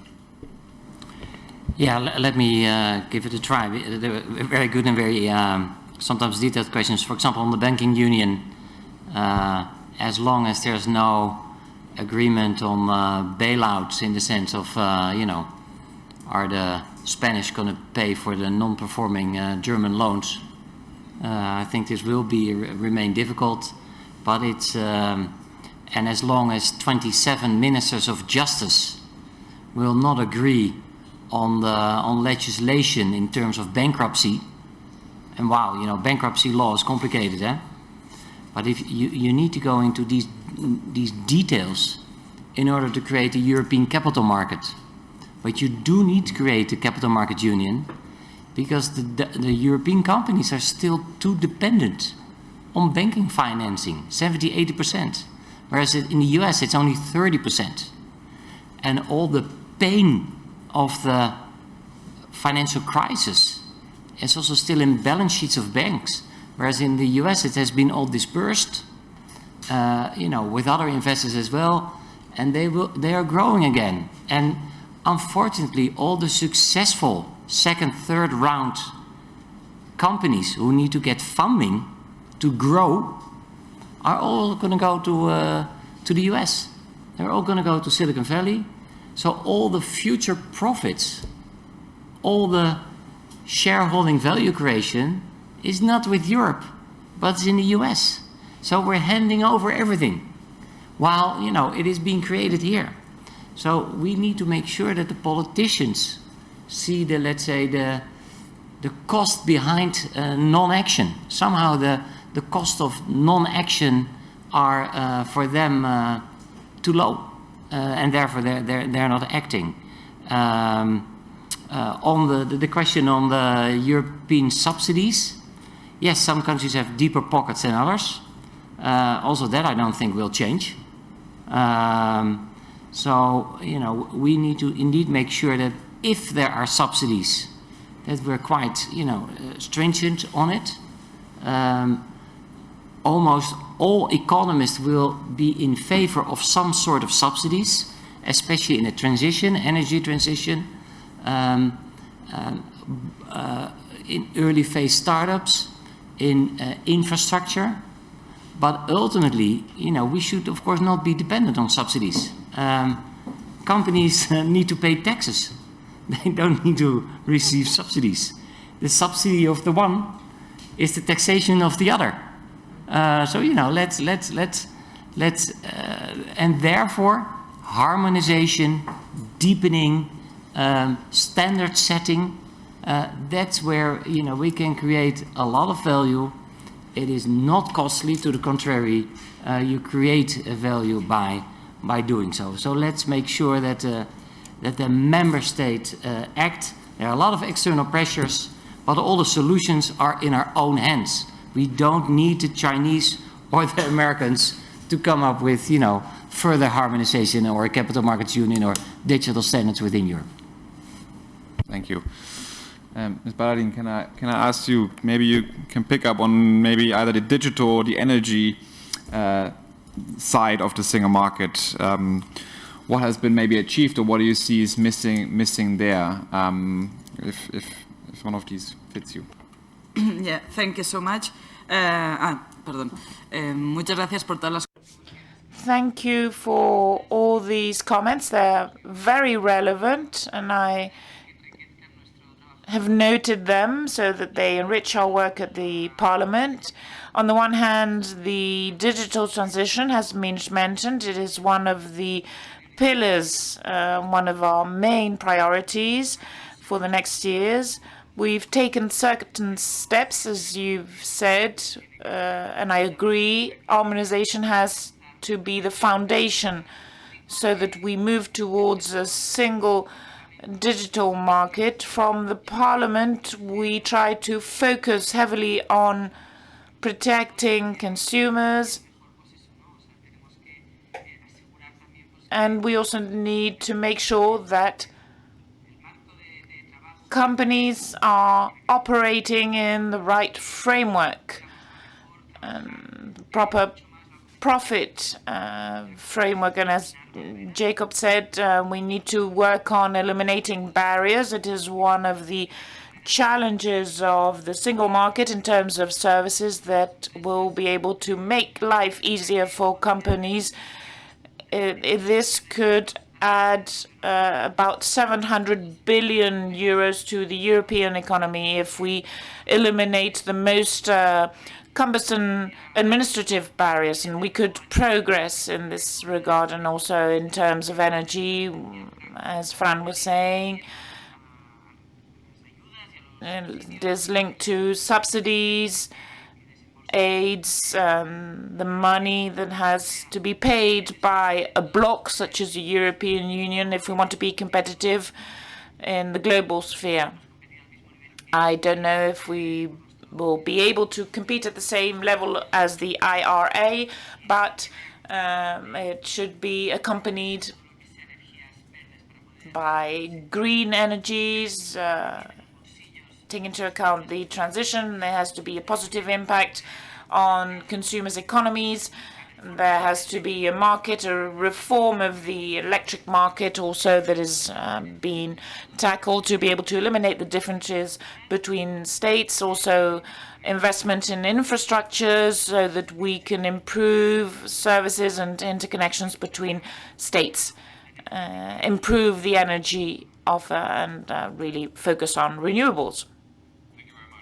We are running late on time, so thankfully Jakob and Joaquin can be very concise and to the point in taking up the last questions. Thank you very much, Tobias.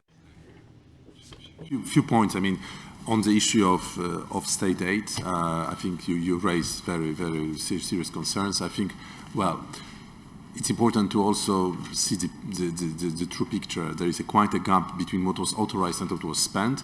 And interestingly enough, we always assume these are the biggest who sin the most. I'm of course joking. I mean, they're using these possibilities at maximum level. However, the analysis shows also that per capita there are some countries which you wouldn't expect to be the champions of state aid, including among the Nordics. But now, for us, from the Commission perspective, I think indeed the way forward is to basically make common efforts and common investment. You know, this is basically the idea behind the vision of sovereignty fund, which at this stage, let's say, you said it, I mean, doesn't have enough tracking. I mean, we came with the president came with a modest proposal of this step, but I think this remains. This is also what on many occasions my commissioner was saying, you know, this is the way actually indeed to bring some fairness and buy-in, so that it's not only those with the fiscal room of maneuver can act. And then there are other tools which actually help, just like the industrial alliances behind IPSEI. That's also, we are indeed talking a bit in the concept of ecosystems. There are big champions, but also, you know, a variety of SMEs which are actually engaged in this strategic investment. Maybe a word on enlargement. I think it's very important that you know, that this is not really a black and white scenario. Today, basically, just to give you, Ukraine is now a member of Single Market Program. Ukraine is participating in, let's say, day-to work on the single market. So I think it's very important that we don't see it as some remote, let's say, objective in the future, but we actually manage this process as of now. Maybe last point on energy. I joined the Commission more than 16 years ago. My first job was to work on energy relations with Russia. As you can imagine, it didn't go well.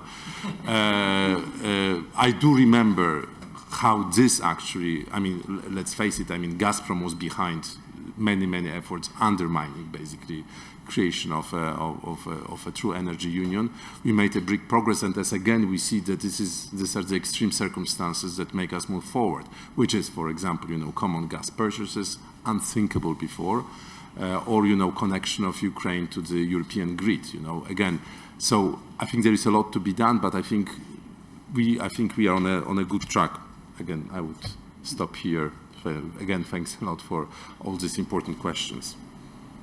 Excellent. So Sovereignty Fund remains the central goal. It's, I think, an interesting, important message. Joaquin, final thought.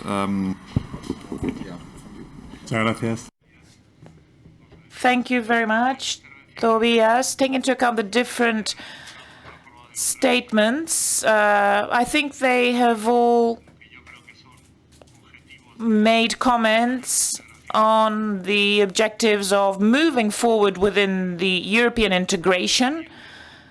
Is an essential tool, the internal market as we know it nowadays, to move forward in the common market of energy. If not, we will not achieve the objectives that we have set within the energy transition and the Green Deal. We have to move forward towards a single digital market, without a doubt.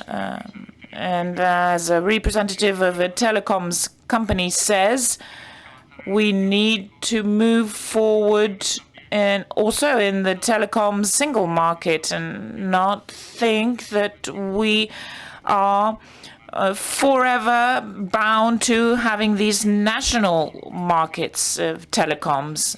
This is not only a decision in the hands of the political authorities in Europe, but I think it is also essential to take into account the boost by large telecoms companies. They complain that in the US there are only 3 large ones, and here it seems that they all want to be big in their own country, or Telefónica, for instance, here in Latin America, but not with a joint vision that is needed in Europe to be able to create this digital single market where our telecoms are not the poor child, so to speak, that accompanies the larger telecoms companies. In terms of financial, we need many resources, huge resources. The representative of BBVA has said it.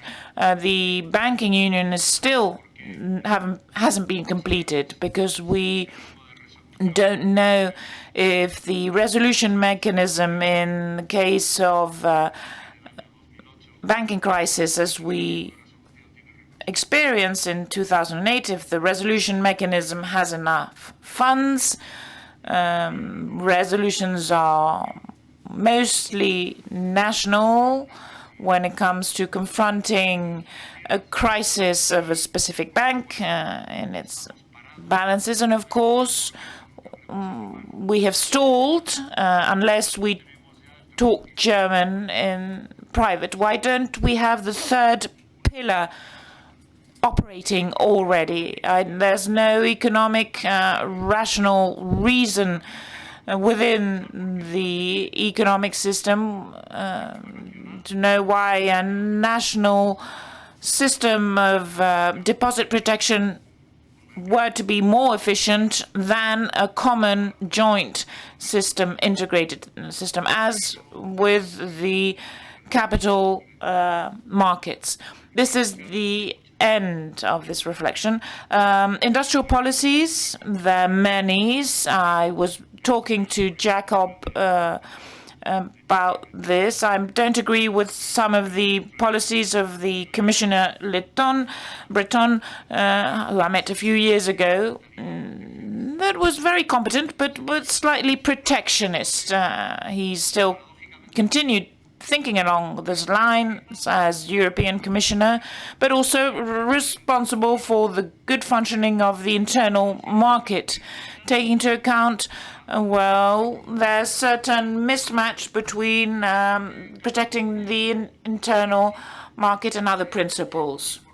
The selection of important projects for European interest, this is a directive that we launched at the Commission without imagining that each European project investment could fit in with a common European interest. This is only applied to those sectors that can be essential, where we're weaker, we're not as competitive, but if you need resources, we have to take this into account in terms of the market of capitals, but we do need to be aware that we can do things better. Not everything has to do with subsidies. And if these subsidies do exist, and they are going to be within the sphere of industrial policies, I prefer this to be with regard to investment, innovation, instead of a project or a specific company, unless there is obvious market default, to increase resources in research and development. This is obvious. We are lagging behind. Why is China more efficient? Why have they invested more in this objective? Well, they set these objectives many years ago in Deng Xiaoping's period. They set this long time ago, and they've also opted for the training of engineers for research and development. They've overcome us in terms of the percentage of GDP. Clearly, in industrial policies, not only about subsidies to different projects. I think that state aids have to act whenever there's a default in the market or when there's a political objective with a political backing on which all European countries agree, not one or two, all of them considering this to be a common European project. And we had one, we still have it, Airbus, Boeing.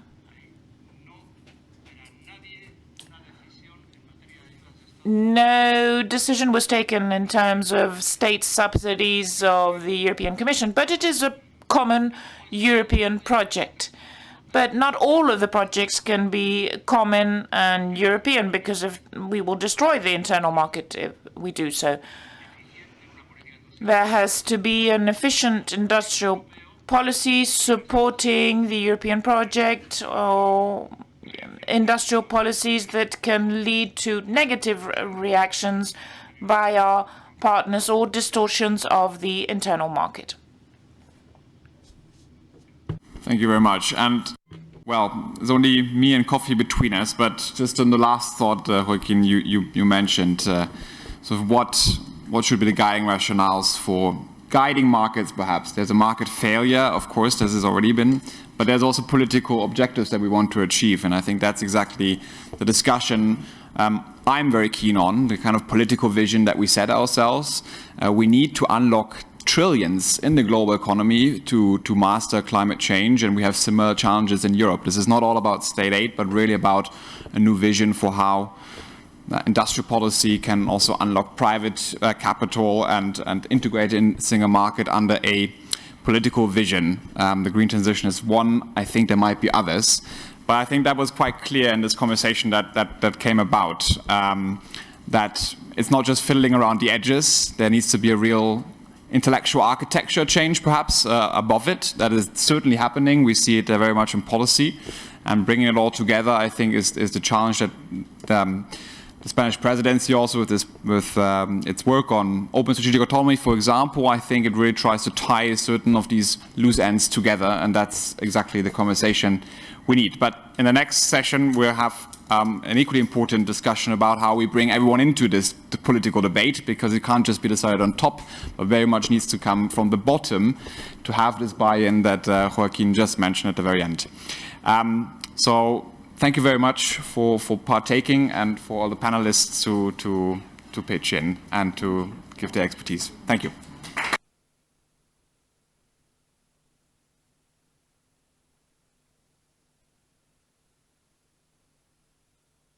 Tenemos no solo un café, sino un bien merecido. And not only coffee, I think a well-deserved coffee. So let's go upstairs for that coffee break. Thank you.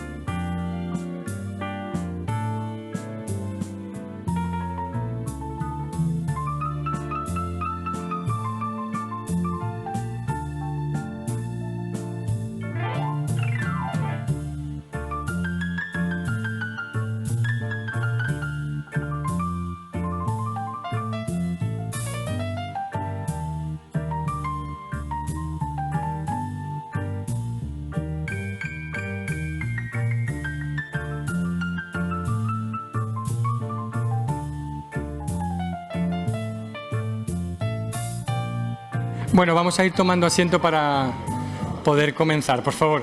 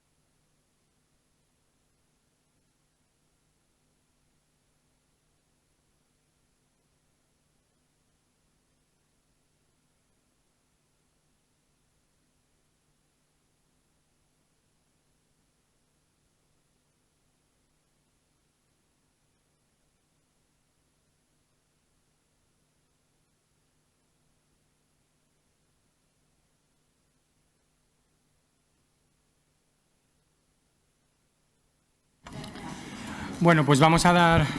Well, let's resume the session with our second panel. We are going to be dealing with, well, before in the previous panel, we were talking about the forces within the market, the competitive pressures, the changing global environment that forces us to a considerable number of challenges. And in this second panel, what we're going to be dealing with is we're going to be taking an bottom-up view from the society viewpoint that can also contribute to this discussion. So we have for this Enrico Letta, the ex-prime minister, former prime minister of Italy, also president of the Jacques Delors Institute, and we also have Ms. Soraya, who is going to be who deals with many topics such as gender and food, environment, and many issues that are important to us all. Soraya, thank you for being here. And also Jean Madouk, who I think he is the reference of how the European Parliament has been able to open itself and present itself at the disposal of the European citizens. So it's really a pleasure to have him with us. The presidency of the European Union has charged Mr. Letta with drafting this report. We really are not envious of your position, Enrico, for the task that you've been charged with, which means juggling with having several balls in the air and handling the different horizontal pressures and obviously the pressures coming also from the citizenship. So this is why we were so interested in this panel, to have you here and to have also the trade unions. We have Jesus Gallego, who is the representative of the international representative of the Unión General de Trabajadores, Marisa Soleto, from another workers' representative and member of the Observatory of Gender Violence within the European Union. And we have also Fermín Zabala from the Young Federalists at European level. And so we're going to start the panel with you, Enrico, if that's okay with you, with this idea of what do you think, or what are the strategic lines that you're considering in order to connect to the internal market with the concerns that we have seen before, the external pressures and the competitive pressures, the nitty-gritty aspects, and connecting all this with the citizenship. So thank you, first of all, for being here, and the floor is yours. Thank you so much, Nacho. Thank you for inviting me over. I am Italian, so I believe that having many balls in the air and multitasking is sort of inherent to us Italians. as my predecessors, because I think it's a typical Italian job, because the first report on the single market was Cecchini, the second was Padoa-Schioppa, then the last one was Mario Monti, so it's a job, it's an Italian job, I have to say. Thank you all for this invitation. Thank you, the Council, for your leadership always, and thank you, the Spanish Presidency, for what you're doing. It's fantastic for me to be here, and to be here also with Soraya and Jaume, and also having the possibility to take note of all what you said in the previous panel that was so interesting and full of ideas and full of... So I'll try to say, of course, I am at the beginning of this track. The track will end with the European Council in March, end of March. At the beginning of this job, so I don't want to spoil who the assassin is now. You have to wait for some months. But I'll try to have 6 months, first of all, of meetings, discussions, hearings, first of all with civil society, because at the end of the day, single market is for citizens and of citizens. And I think we have to relaunch it every moment, every day. It is not a matter of institutions, it's a matter of citizens. And it is, in my view, the first big job. It is exactly to reverse the narrative. To reverse the narrative of the single market. If you ask the citizens what they feel about single market, the first reaction is something that is not completely clear. What does it mean for one citizen, single market?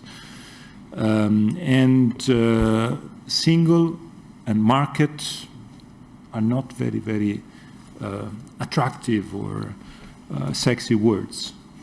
But if you try to go into details, then you need just 1 minute to start a long list of things in which single market means 90% of personal life of every citizen of the European Union.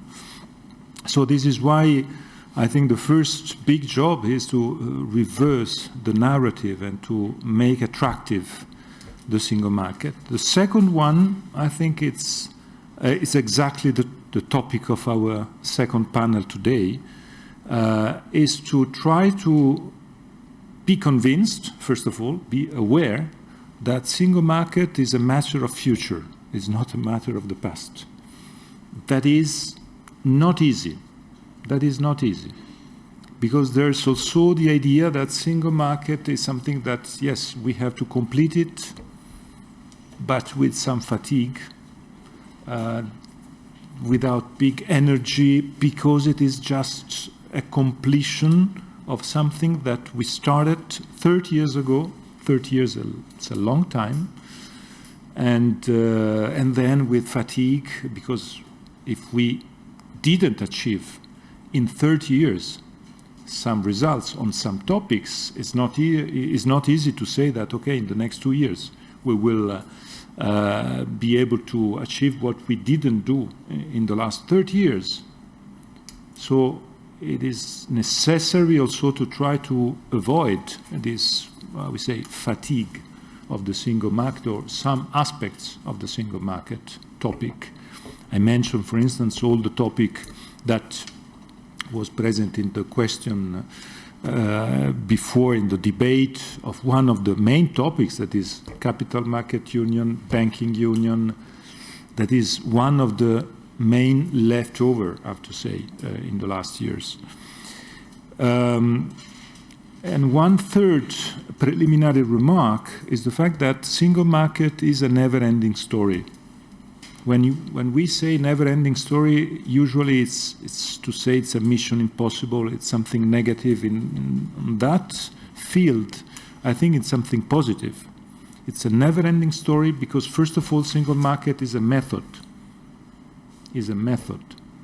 And single market means that all the challenges of the future of the European Union, we have a tool to address them, as we did, for instance, during the COVID crisis. We were able to overcome the crisis because we had a tool, and we didn't use this tool before, because on vaccine, on healthcare, and so on, we weren't very good, or we didn't use it in the past.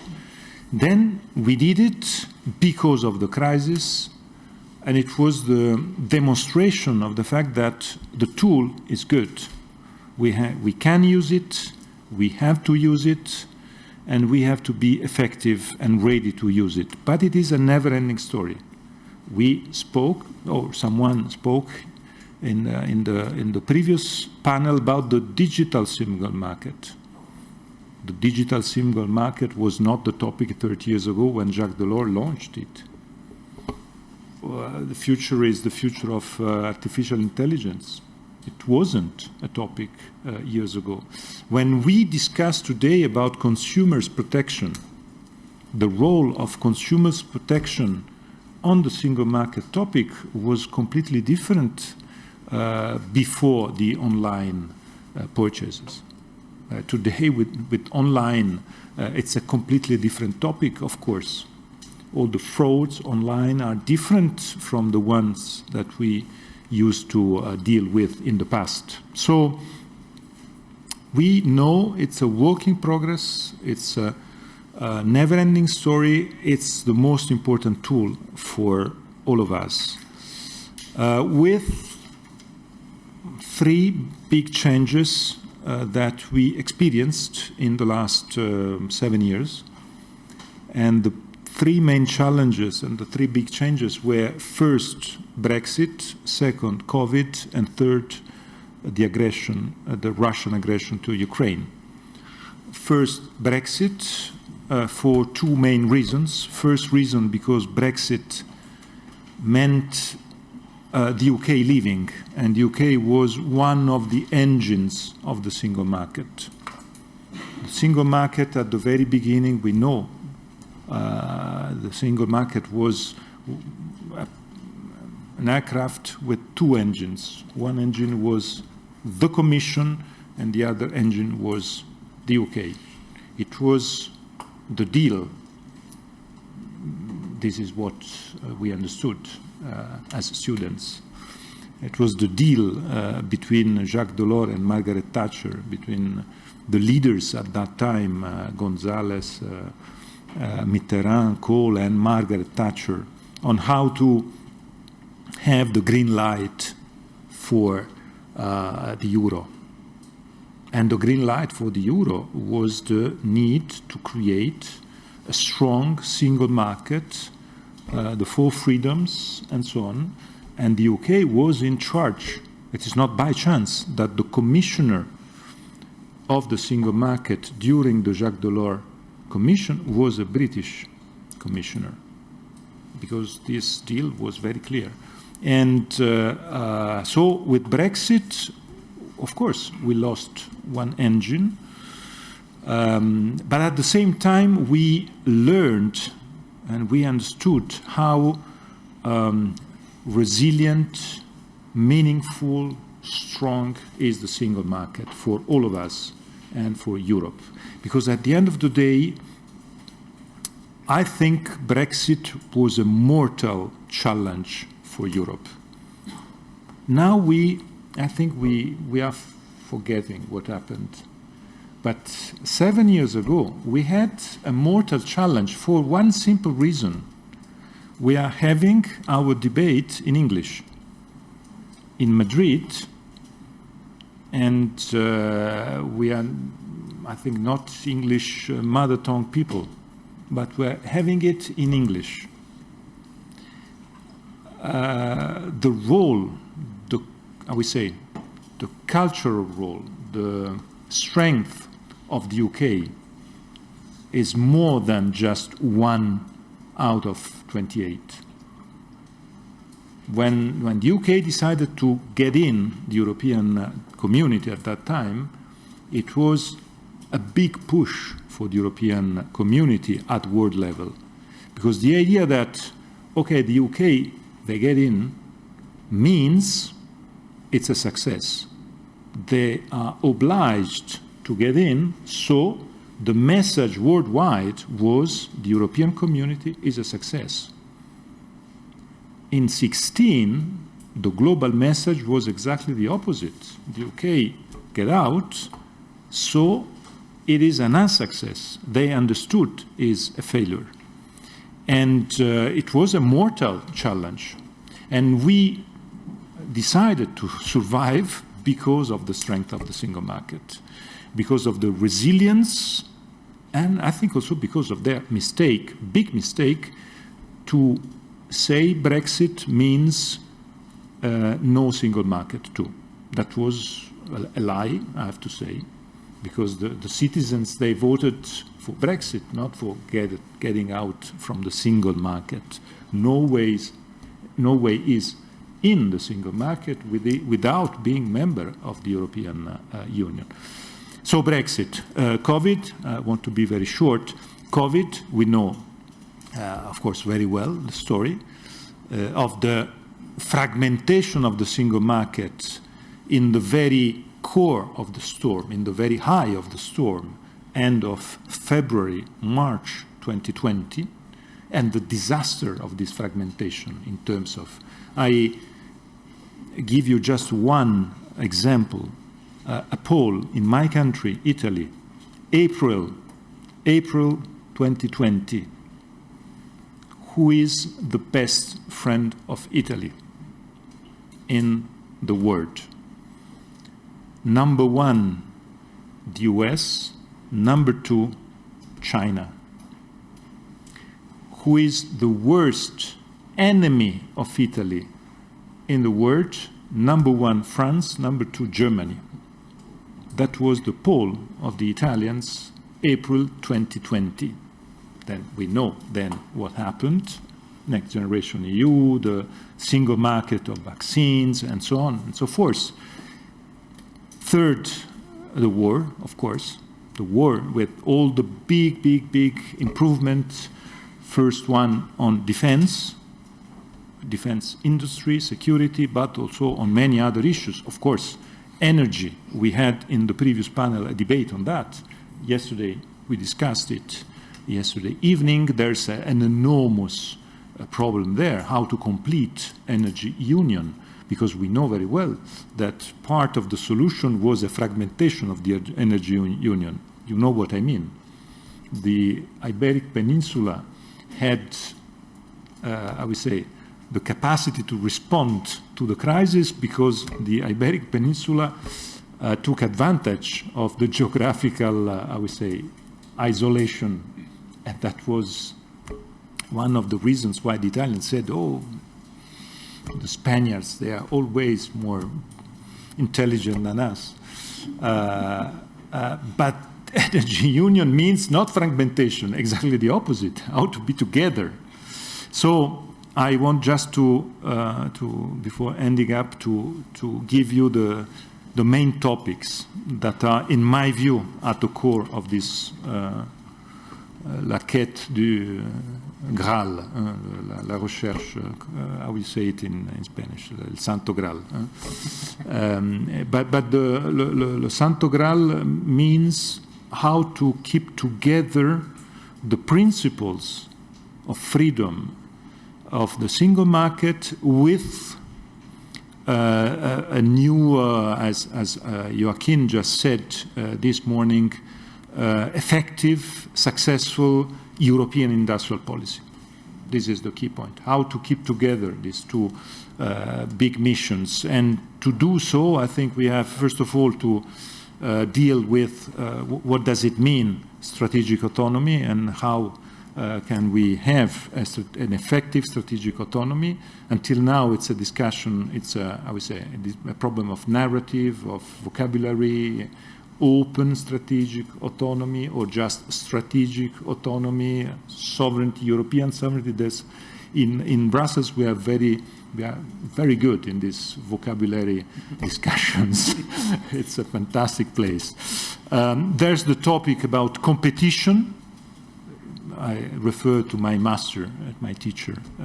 Joaquin was very good on these topics in the previous panel, but it's clear that there's the need to rethink about competition policies.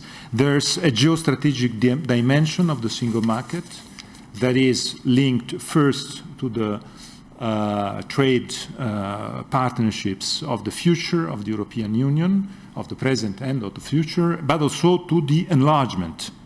We didn't mention so much this topic, but enlargement is part of this debate because Ukraine is a big country. Ukraine is a big country. Look at what is happening in Poland. The Polish, they are very much in favor of Ukraine until we discuss about agriculture funds. Because we know very well what does it mean in terms of entry or accession. There's the topic, I mentioned it, of the completion of capital market union, banking union. There's the digital and green transition, how to combine the boosts to the digital and green transition with this single market dimension. There's the big fiscal dimension. I refer to the paper of Mario Draghi in The Economist some days ago. He was absolutely right, pushing fiscal dimension as one of the main topics, because if I may say, Next Generation EU is a success, yes, but there's a limit in Next Generation EU, and the limit is that it is to finance national projects, national or subnational projects, not to finance cross-border European projects. It's a big limit. So we have to think a Next Generation 2 in that direction. There's, of course, the social dimension, because we know very well that posted workers directive and many other topics are related to the way in which single market consequences on the social dimension. We need to deal with them. And my final point is about education and skills. I dream of a skills single market. I think we have to start thinking about it in the year of skills at European level, and we need to think on how to work on that topic in the moment, in the week in which, without big advertising, the UK announced to be back on all the research funds, funding, university research activities, and so on and so forth. And it was the formalization of our, I think, success on these topics. So my conclusion is that it would be fantastic to work in the next 6 months on these topics. I will be more than happy to find opportunities like the one we had yesterday and this morning. And thank you, Ignacio, thank you to the Spanish presidency for your commitment, your leadership on these topics. And of course, thank you to the Commission and for what the Commission is doing on these topics. I'll do all my best in the name of Jacques Delors. Thank you.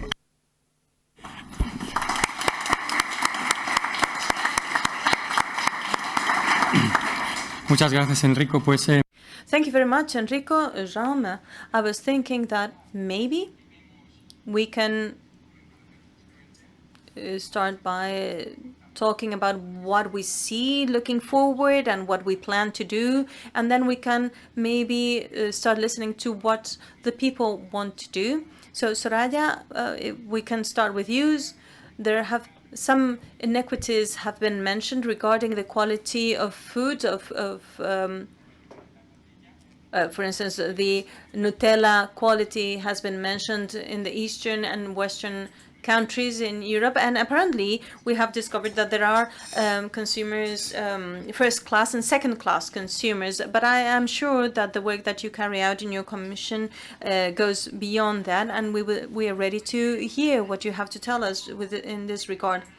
Well, Of course, I would like to start by thanking all the organizers for their invitation. It is a real pleasure for me to be able to participate in this panel, in this roundtable with Mr. Leta, Mr.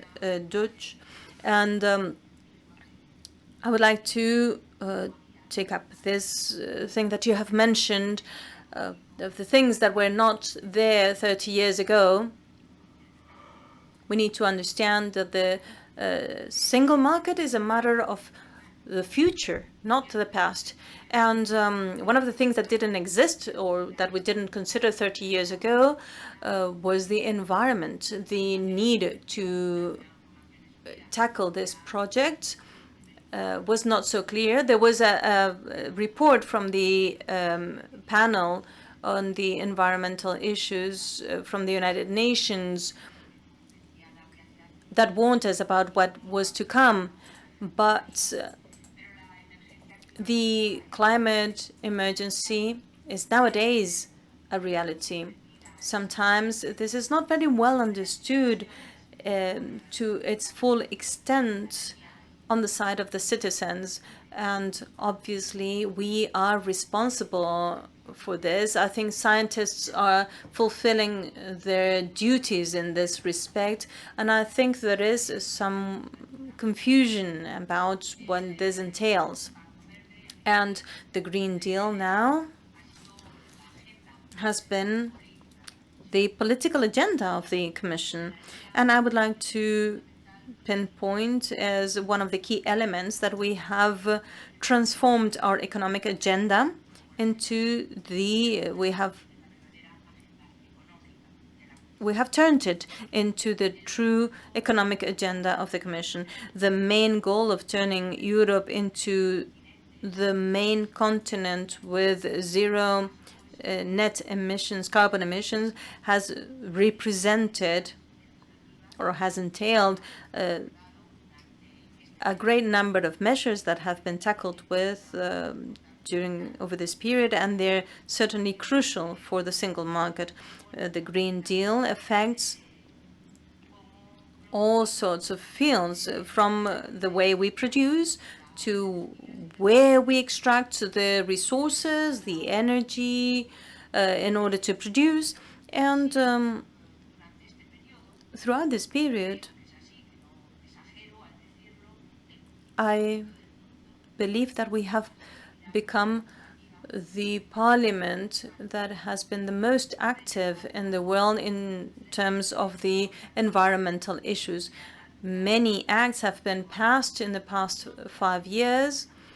Not of them have been implemented, but many have already been implemented. This is why the Spanish presidency is key, because there's a general awareness of the fact that if we do not manage to solve certain issues during this presidency, we will encounter many issues to pass certain acts in the coming Belgium presidency. We need to get this started for the coming presidency. All the procedures for passing these acts. This big green package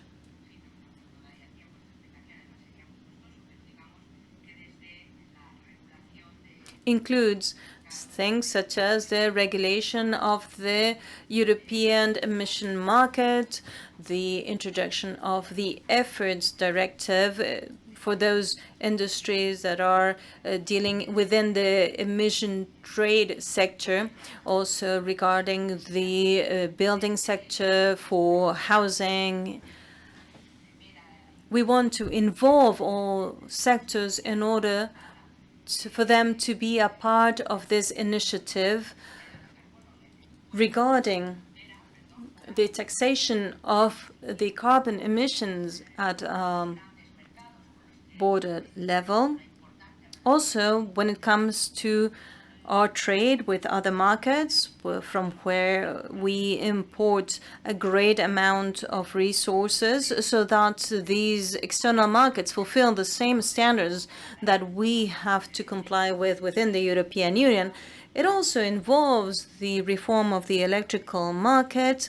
This represents a big effort in terms of the renewable energies. We have increased a great percentage in the use of renewable energies. We are looking for a 40% increase by 2040 and 2030.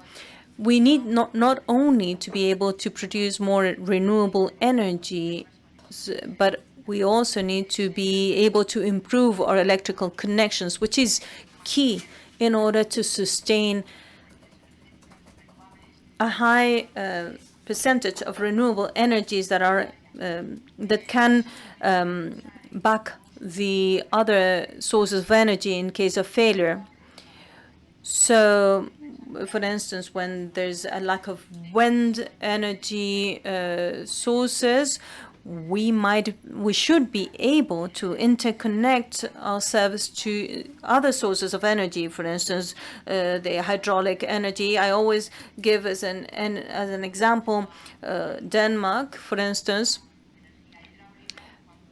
who are used to having this balance between hydraulic and wind energy sources. We're still far from achieving these at a European level. The goal for 2030 is to achieve a 15% of this interconnectivity so that we can easily be able to export a certain amount of energy from different countries when necessary. But we're still, unfortunately, far from this goal. This, of course, implies that there's a certain confusion when it comes to dealing with such huge challenges. Not all these challenges are well understood. They're not well explained either. So when we talk about reinforcing the single market, reinforcing the common policies, in order to become a zero net emission continent, we need to understand that no single country can achieve this goal on its own. So it is this discussion generates tensions within the European Union. We are seeing that the greater the integration, the more voices we hear claiming or reclaiming the need of national policies. There is a certain fear shared by many European citizens who think or see that our productive system cannot continue as it has been up until now, that we have industrial models that are about to finish, and the new industrial models are full of uncertainty. We are not alone, and our great competitors are also involved in carrying out a green revolution and changing the production paradigm. And in the example that Joaquin gave us this morning about the Chinese electric vehicle, which is the second in sales within our continent. It's a cheap model with a lot of functionalities. And this is a very clear example. When we started dealing with the Green Pact as a political and economic agenda for the European Union during this legislature, they told us that we were going too far, because if our biggest competitors did not adapt their markets and remained in a carbon-based economy producing with lower costs, we could be creating great distortions in the market. However, nobody was staying still. Everyone was making a move in the market, and a clear case of this is China. China has taken huge leaps in the decarbonization of a highly carbonized economy and a clear emitter of CO2. They're moving fast. They also subsidize heavily and invest heavily in research, development, and innovation. This transformation can only be achieved through the investment in new technologies and research, development, and innovation. In this regard, going back to what Joaquin was saying, it is not about the subsidies, it is about the huge investments in research, development, and innovation aimed at finding technologies that will allow us to have a decarbonized production system. If not, we would be turning the principle of free competition into a competition principle via subsidies. And other large powers can be better at this than ourselves. It is very important to consider that more integration, more union, because the single market is not attractive if we don't have more Europe. And with regard to the sphere of transformation and the fight against climate change, it is better explained and understood by citizens. This is essential. We are far from being efficient in the objectives that we have set. We're not talking about a Europe that doesn't emit. We have to be able to emit what we are capable of absorbing. And with regard to global warming, this goes far beyond the efforts that right now we are undertaking. After summer, people are wondering, what about these large floods, the hottest summer in history, average temperature of the Mediterranean Sea at 28.6 degrees. Greece, in 3 days, same rainfall as in the last 3 years. This is called global warming. We have emitted to the atmosphere during the 200 years, and especially during the last 50 years, millions and millions of tons of CO2 accumulated fossils during millions of years.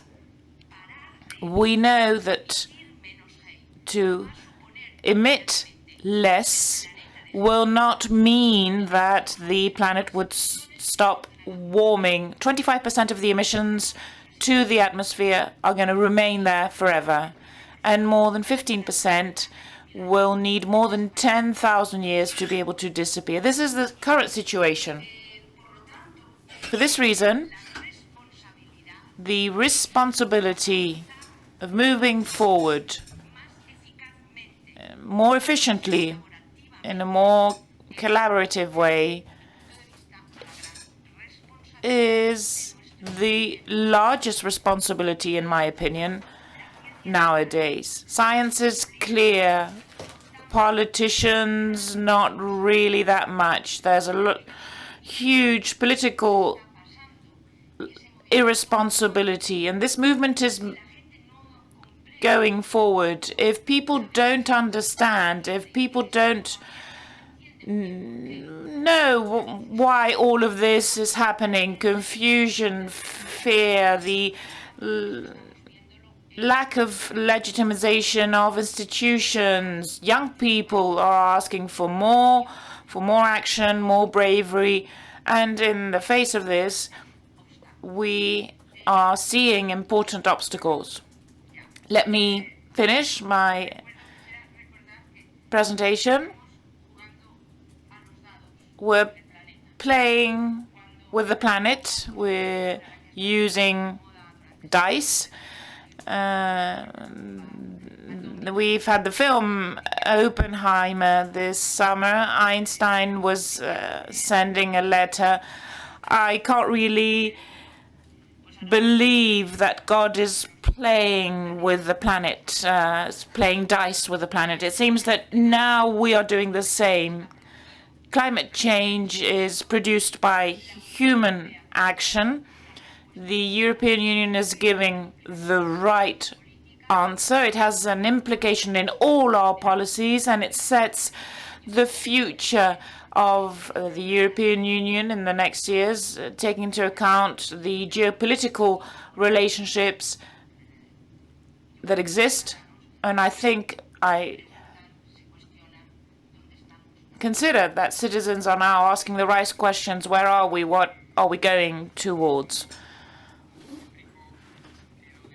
For Enrico, the new inequalities that are generated by energy and digital transitions, losers and winners, reactions, and this is a new dimension that has to be understood. Not only are we talking about existing inequalities, but also the inequalities that we will be creating in the future by defect through innovation and all these transitions that we're mentioning. An important topic, and also with regard to my questions to Jaume in terms of communication, it is very difficult to ask people to celebrate that is they consider to be harmful. Enrico was talking about the single market not being the sexiest object in the world in terms of communication, and Joaquin was also saying Felipe González always shares this anecdote. When they were preparing the referendum to try to stay within NATO, they discovered that if they changed NATO for Global Alliance, Atlantic Alliance, the results was 10 points indifferent, and so nobody can be against the Atlantic, and this can seem similar. If you talk about roaming, if you talk about things that people understand instead of the concept of single market. Well, thank you very much. Thank you for introducing this topic. I'm aware that I am the last speaker of the morning. I'll try not to extend my presentation too much. In January this year, the Parliament decided to organize a solemn session in Strasbourg to celebrate the 30th anniversary of the single market. In terms of communication, it was very, very complicated, I must admit.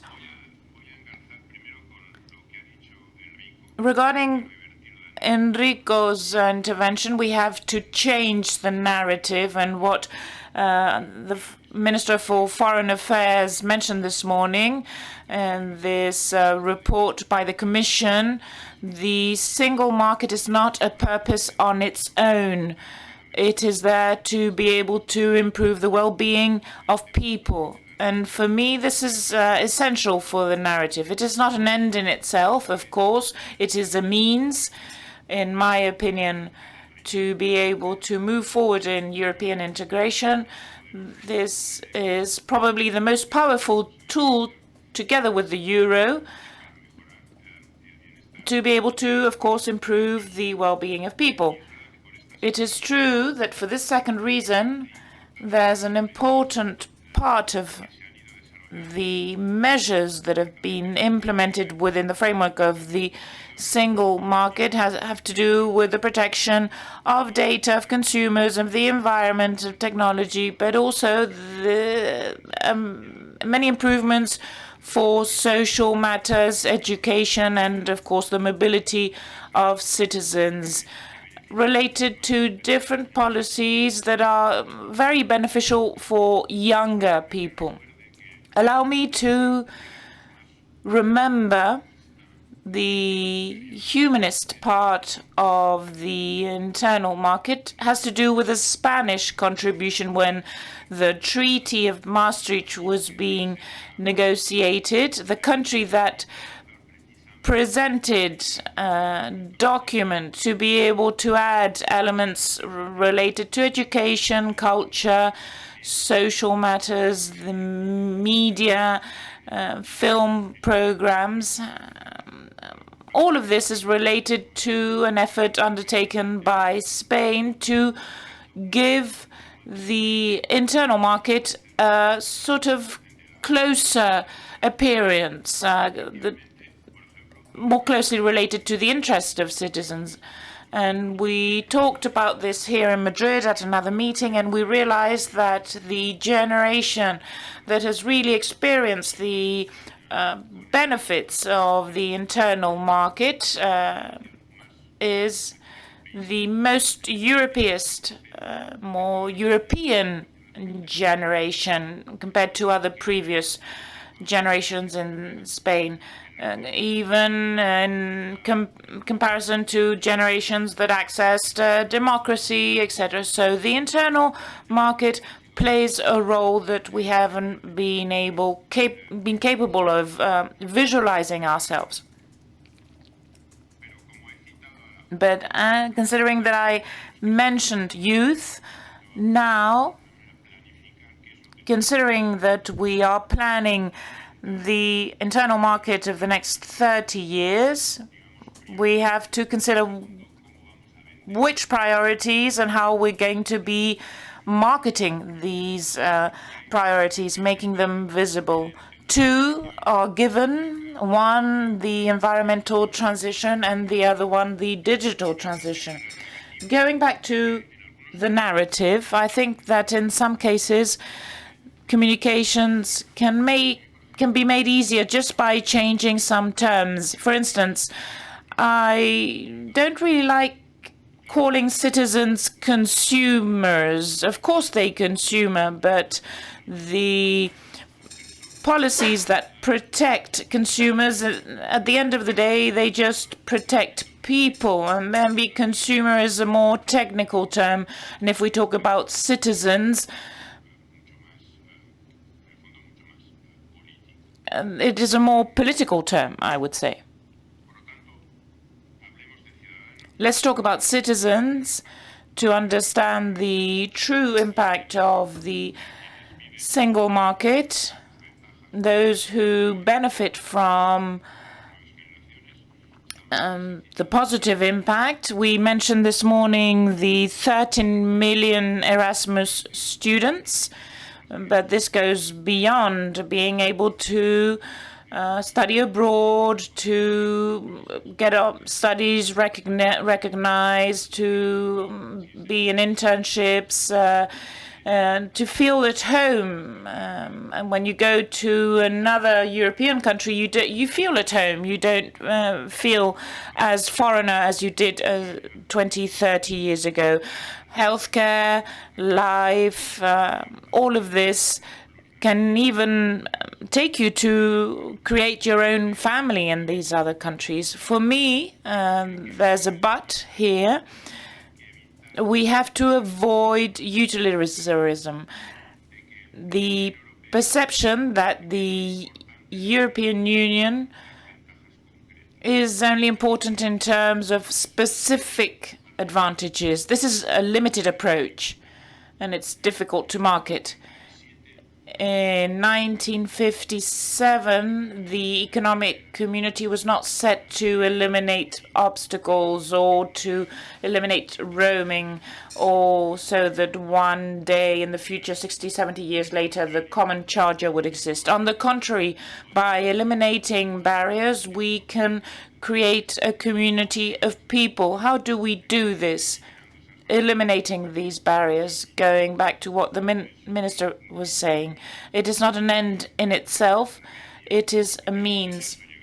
And this is what we want to do. We want to create this community so that we can feel protected, we can live in peace. The word peace had lost its meaning, but 2 years ago, with the invasion of Ukraine, peace is once again priority and an important matter. And with the single market, we have progressed towards this peace within this territory where peace is protected.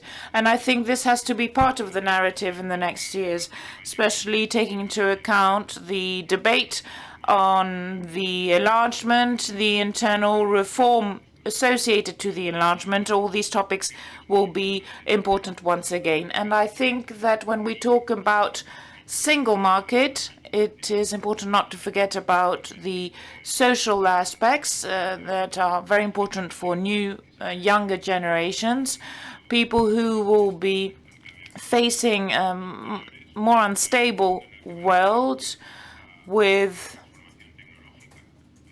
significant technological transformations, difficulties to access housing, difficulties to become independent at the end of the day. And it is true that the European Union is creating laws that have to do with the single market and that try to bring forward solutions to the situation. Digital life, young people have a digital life, but they also have an environmental life, as Soraya was mentioning before. And in these two spheres, the European Union has a lot to say, a lot to explain. And this is why we have this long list of directives, regulations that we're going to be working on. The internal market would require a long-term vision based on the digital transition and the environmental transition. We will have to talk about how the single market can, of course, boost the strategic autonomy, taking into account reindustrialization, going back in policies of delegation to NATO, for instance, to energy independence, taking into account that some partners can be complicated, or the production of basic first need products such as drugs, microchips, or vital elements with regard to our technological development. Fiscal consolidation, integration of rural young people, also working remotely when it comes to living in a different way, and then also healthcare that is essential since the pandemic. In the next 30 years, the single market will have to continue helping us getting closer to citizens so that they feel closer to the European integration. 73% of Europeans said in the last Eurobarometer that they understood that Europe has an impact on their daily lives, and this is the impact that allows them to get interested by what happens in Brussels, in Strasbourg, and also related to the participation in European elections. But we have room for improvement, especially with regard to younger people. In 2014, only 28% of young people under 20 voted. In 2019, that figure increased up to 42%, among other reasons because there were topics such as climate change that encouraged them to participate in elections. Taking into account the European Union is giving visibility to this topic, we will have to see what happens in 9 months' time. There is an important topic and challenge for the Spanish presidency to really live up to the contributions made 30 years ago by Spain in the Maastricht Treaty. It's also a significant challenge for Mr. Enrico Leta, who will be working on this report. We will have to take into account, and listening to his reflections, that we are placing the single market and at its core citizens or people, and of course in the meantime we will have to be capable of reverting that narrative. People have to understand that we are building the European Union through this single market if we want to continue living in a world where it is better to live in Europe than in other places. Thank you very much. Pues vamos Okay, so Jesus, we're going to give you the floor. The President of the Commission talked about the achievements of this term, the 40 million jobs, areas of Europe that are in full employment, SMEs that are growing. What would you like to see in the European agenda from the point of view of trade unions, taking into account that the new agenda will be opening in relation to the European elections? Thank you. Thank you very much for giving me the floor. You were saying that it is not sexy to talk about the single market. We also remember Jacques Delors' phrase, it's difficult, very difficult to fall in love with the single market. Here you're talking about placing citizens at the center. I agree with Jaume, with the minister. It is not an end in itself. It is a cornerstone. And in some cases, the construction has been based in promoting only this part.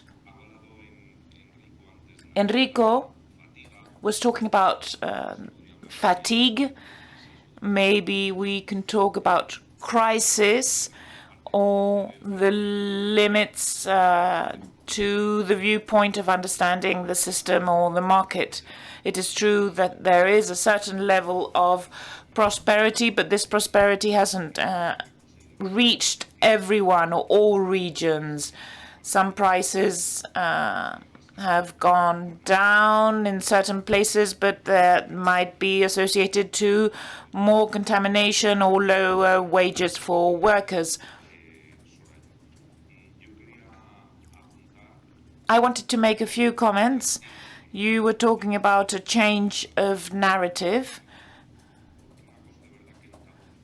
I have missed this morning the mention to these. We talked about the successes of the single market. We've had a significant increase of far-right parties and Europhobia. Some successes have also been failures, and this has led us to this situation, as Mr. Leta was saying. Italy, clear defender of Europe, can understand that the biggest rivals are European and the best friends are outside Europe. So maybe we need a change of paradigm, not only of narrative. It's not only the market fostering Europe.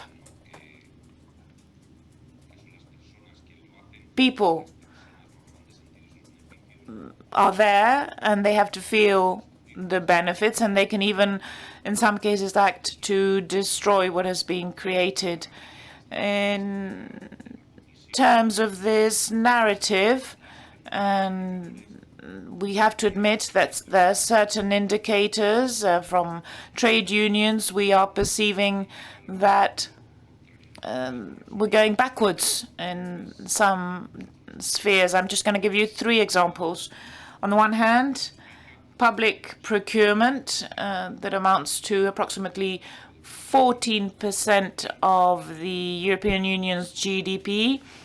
There's a difference in terms of procurement that is sustainable and responsible.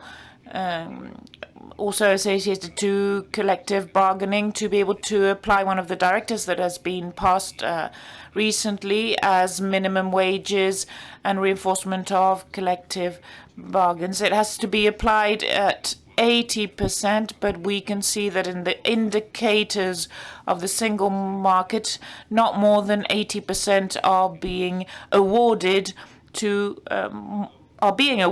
the lowest price.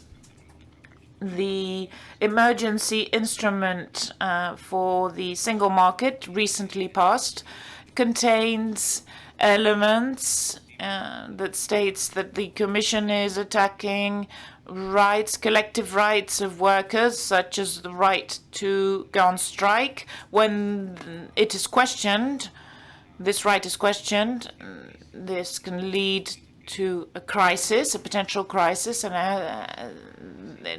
if we associate strike with crisis and we forget about collective bargaining, negotiations and joint work, such as being demonstrated here in Spain during previous crisis, well, we are not giving the right example. And then as for industrial policies, they're probably closely related, single market and industrial policies, but we can see that in the US,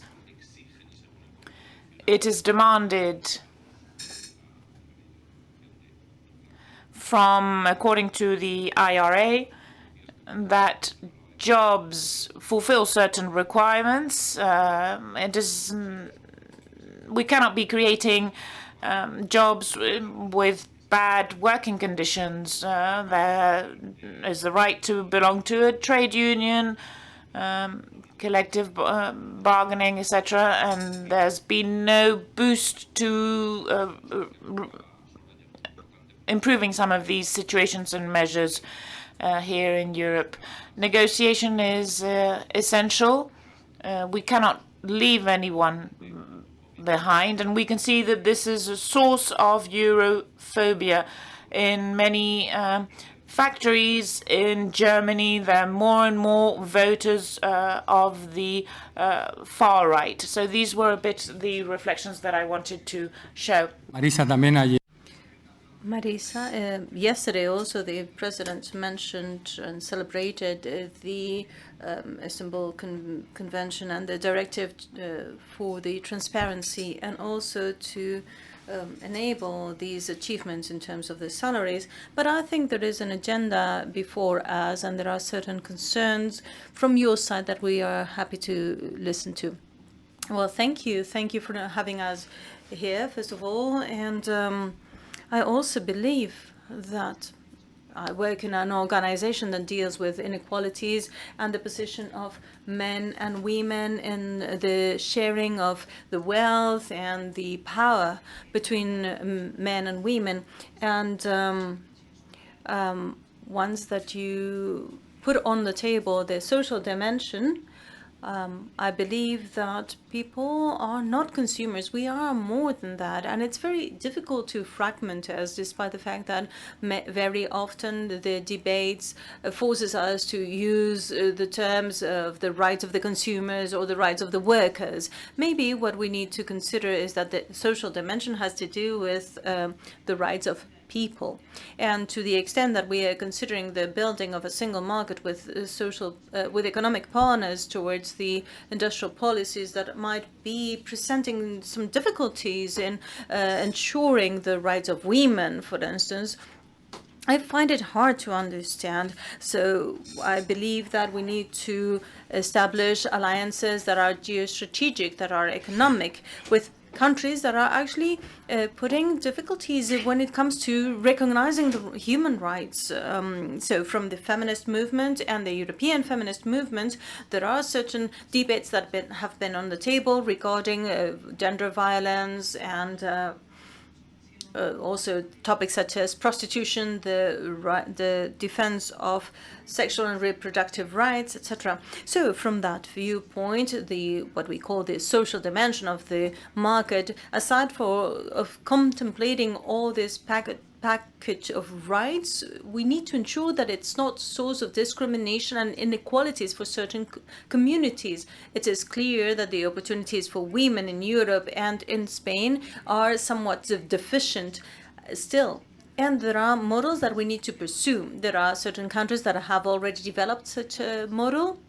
For instance, Spain, with everything regarding rights of women, and still now we see that there is a resistance that come from Europe itself that have a lot to do with certain organs that are presenting these difficulties and these constraints to this moving forward with the rights. So I believe that the debate should focus on the extent to which we can hindrance the advancement in the side of human rights, basing these hindrances on local or national legislations when we're dealing with issues that actually are cross-border issues and that can really represent a problem for women once they cross a certain border. So if we tackle this idea that European wants to combine the political side of things, social side of things, and economic side of things, we need to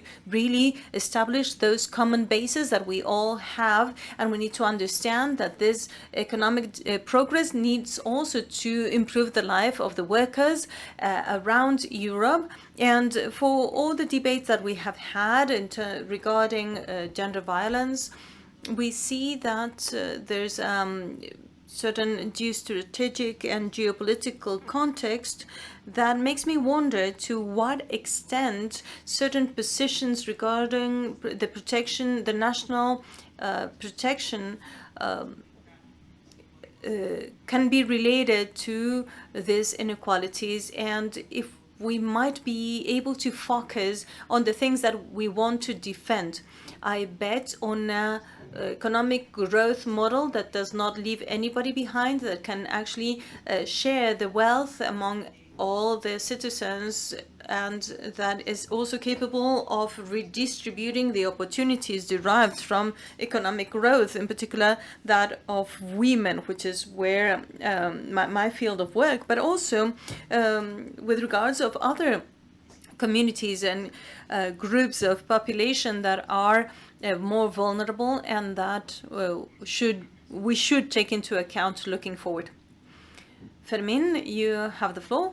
Well, thank you again for your invitation. I am very happy to be heard at Parliament as a young person who supports the European Union. I'm very happy to be here. We have always felt at home here, and especially to discuss such important things as is the single market. This is a federalist view. We believe that Europe is stronger if it's united. And the single market has also served as the backbone of these European policies. It is as important as any other policy within the European Union. But as Enrico has mentioned earlier, the market has created certain confusions among the citizenship. And I think that we need to focus in the promotion and the education pedagogy on these aspects. Many people on the streets are unaware of what this means. I see it even in my own family. And I would like to focus on other aspects, because there are so many things that we have that have been touched on, that I could spend hours here with you discussing so many important topics. And I believe that there are so many challenges that we have to face, that it's undeniable that you have been doing an extraordinary work in your respective fields. The single market represents equality, it represents digitization, but also it represents sustainable development. And this is why I would like to focus my question on sustainable development and the climate emergency. I have my question written down here, if you allow me. I would like to focus in the goal 55, which is the package of measures that is aimed at updating the legislation within the European Union in order to implement the new initiatives so that we are sure to comply with the new policies, the goals that we have set ourselves for the European Union. This has to do in particular with the emissions regime of the European Union. We see that the exchange of rights regarding these emissions, and we see that the adjustment method that we are using might entail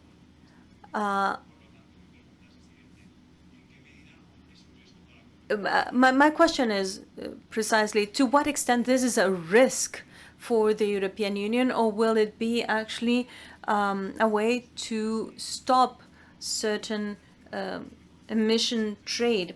Can it be iniquitous, or can it help us fight the emission level at a world level? Young people born in 2008, where Putin was also already ruling, the youngs who were born that year will grow into a Europe that is seeing war within their borders. We never thought this could happen again in our territory. That is a fact that we need to consider. Sara, the floor is yours. We have talked about the importance of the single market, which is a main pillar for the European integration. But for it to be relevant in the future, it needs to be efficient in the digital area that we live in. For this, we need to see an evolution. And for this evolution to happen, you need youth. Many youngsters in Europe are finding troubles finding their first jobs or employment. This is a challenge for the future of the European Union, and it's actually undermining the trust in the European institutions. We need to establish a healthy and clear communication with the youngsters and combat their disaffection from the side of the young people towards the European institutions. It's very important to hear other young people talking here today, and it's important to highlight also the importance of projects such as Erasmus and the use of the single currency that we're using. These are just some of the benefits that we see coming from the European Union and that we young people are in touch with. Also, the reaction of the European Union towards the aggression on the side of Russia against Ukraine is another proof of the importance of the European Union. But we see still a great mistrust of the institutions. This is why I find it very important that we that we improve the communication with the young people. I defend communication, and I think that knowing firsthand the benefits of being European, of being a European young person and being born in a region of the world where we can enjoy so many freedoms, so many rights, is extremely important. But I feel that the European Union role is greatly misunderstood or unknown, and I would like to know what are your suggestions in order to involve young people in the decision making and when it comes to revitalizing the European Union. And also I would like to deal with the intergenerational gap. We talk about different gaps between men and women, for instance. This is very important, but we tend to forget this intergenerational gap, which is a reality that we are all facing. This has not to do only with age, it also has to do with a misunderstanding and the lack of opportunities.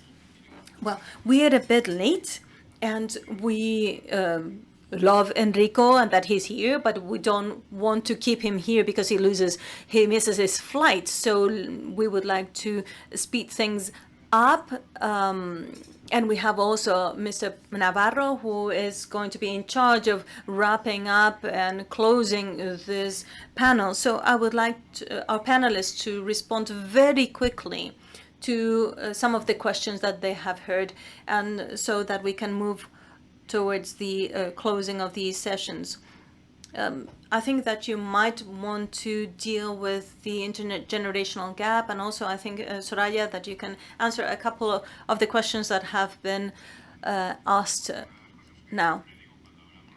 One of the things that I always say when we discuss these topics is that we cannot rely only on the European institutions to hold a narrative. This is what we would call propaganda.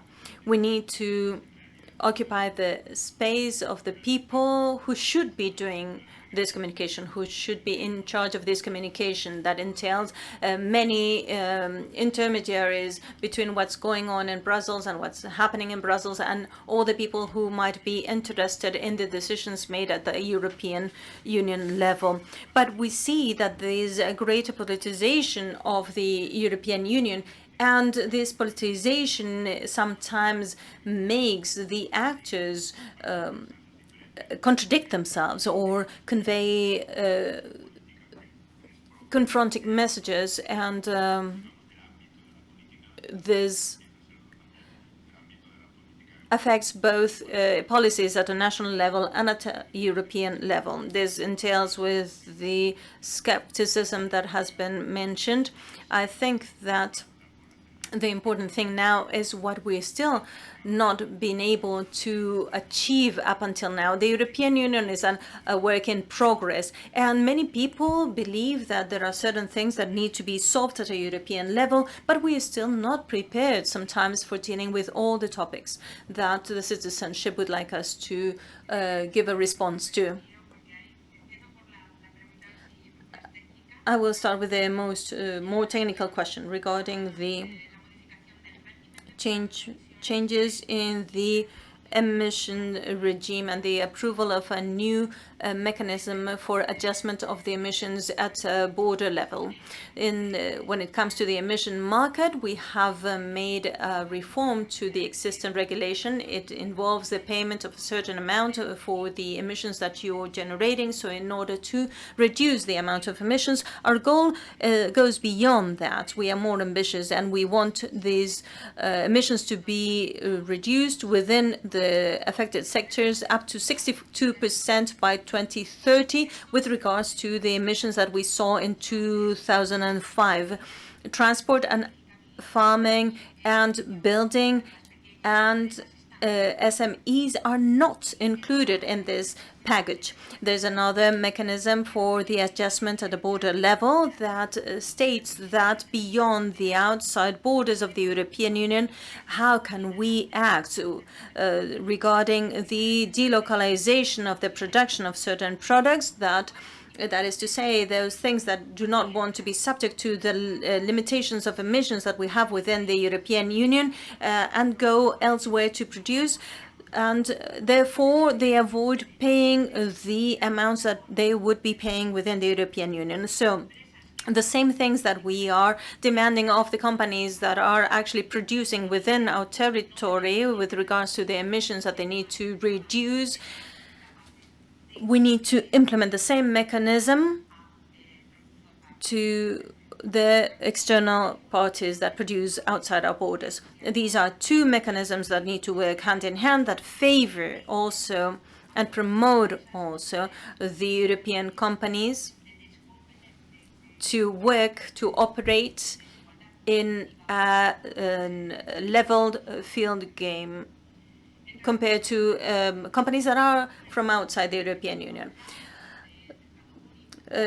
Regarding another topic, I have to agree that when we talk about the single market, which is this goal that we have when it comes to creating this single space for the European citizens, we are facing a problem. There are certain rights that are not only not being moved forward, but that they are actually stagnated. When it comes to the rights of women, this is very clear within the European Union, and this is much related to the advancement of populist regimes and extreme right political parties. The women's rights are sometimes, and it's shameful for us to say this, that there are women within the European Union that are dying in hospitals due to massive infections related to the forbiddance of their abortion rights. This is happening within our territory. In the European Parliament, we have heard families having 3 children that were left to die at a hospital, knowing 2 of them that their fetus were dead. Why do Polish doctors do this? Is this because they are inhuman? Nope. This is because the Polish legislation is so strict and so intrusive that actually puts at risk the freedom of the doctor who guarantees or who ensures a theoretical abortion, and this entails a great risk also for the mothers when you force them to give birth to deceased fetus.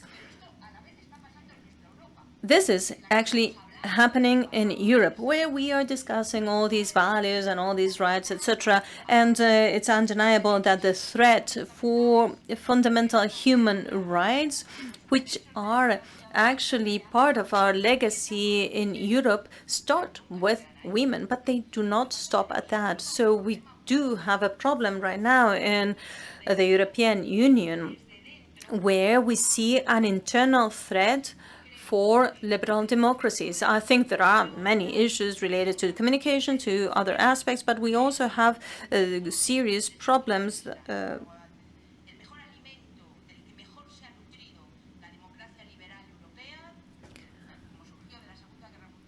as we see that the maintenance of a middle class that had good perspectives for their future, both for themselves and for their children, this mechanism has been broken in the recent years. So when people do not have any expectations for themselves, when a woman at 50 loses her job, she doesn't have any expectations for her future. Their hopes are frustrated. When you don't see a future for yourself or for your 30-year-old son or daughter, it makes it very difficult to be able or to feel like you can create any prospects for the future. So we see that all of us who defend democracy have a great challenge ahead of us. We also see that there's a great problem because we are not reaching a great number of youngsters within the European Union. The part that really moves a great number of our youngsters today is the environmental issue. When we talk about sustainability, we are always talking with those who are not sitting at the table. We are having this conversation with those who are not even been born yet, between my generation and the generation of the absentees. In between us both, we have the generation of the young people. So in order to promote Europe, an activistic Europe, we need to rely on the efficiency of the environmental policies. And this has also to do with extreme right views.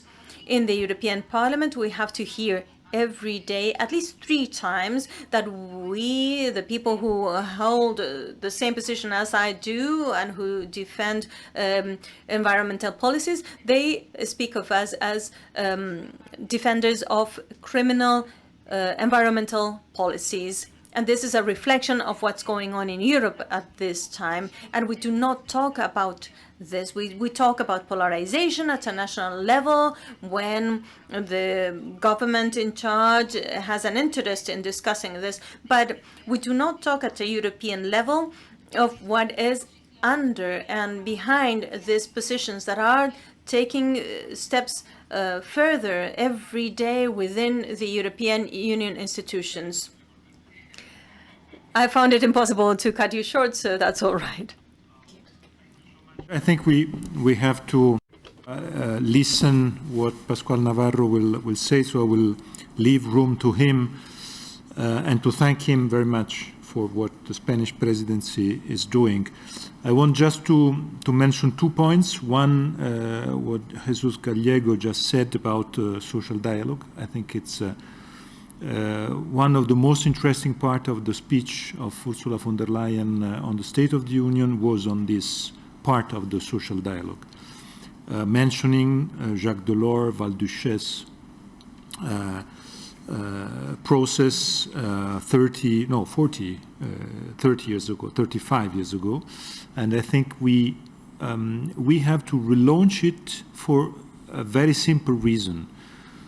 The social dialogue fatigue is because we say of the technology, disintermediation problems. But in reality, in my view, we just take it as an excuse to try to overcome and to try to cut the way in which we take decisions. But at the end of the day, the decisions are worse.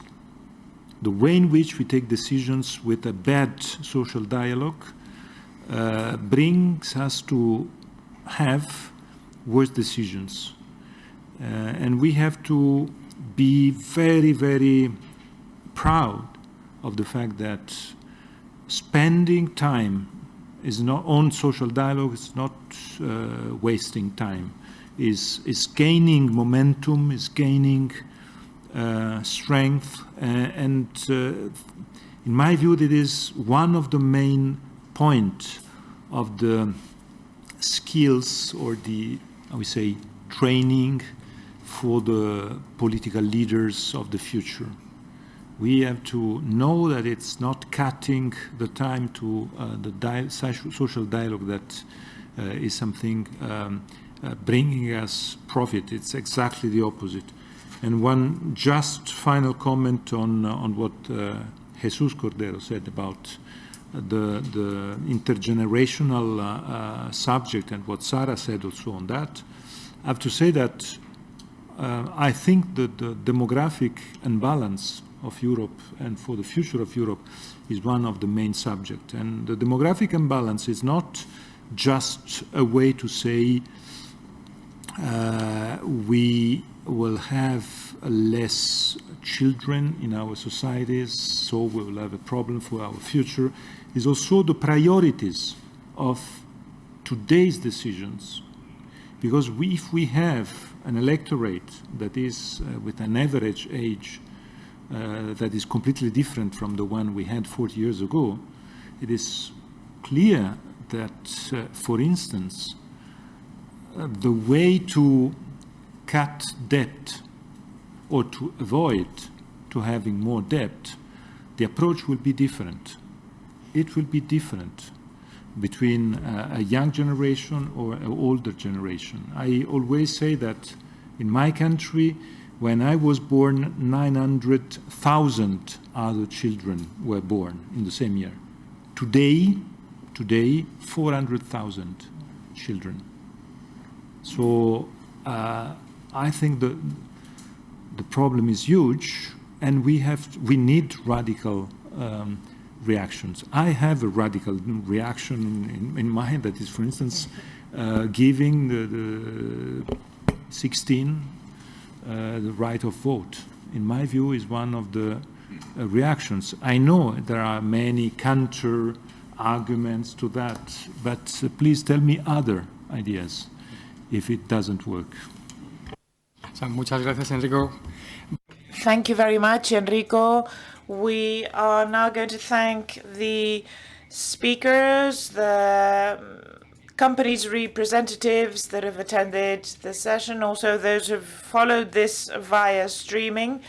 The session will be recorded and it can be shared. Thank you to the teams from the Commission, from the Parliament, interpreters, technicians. Thank you for your support.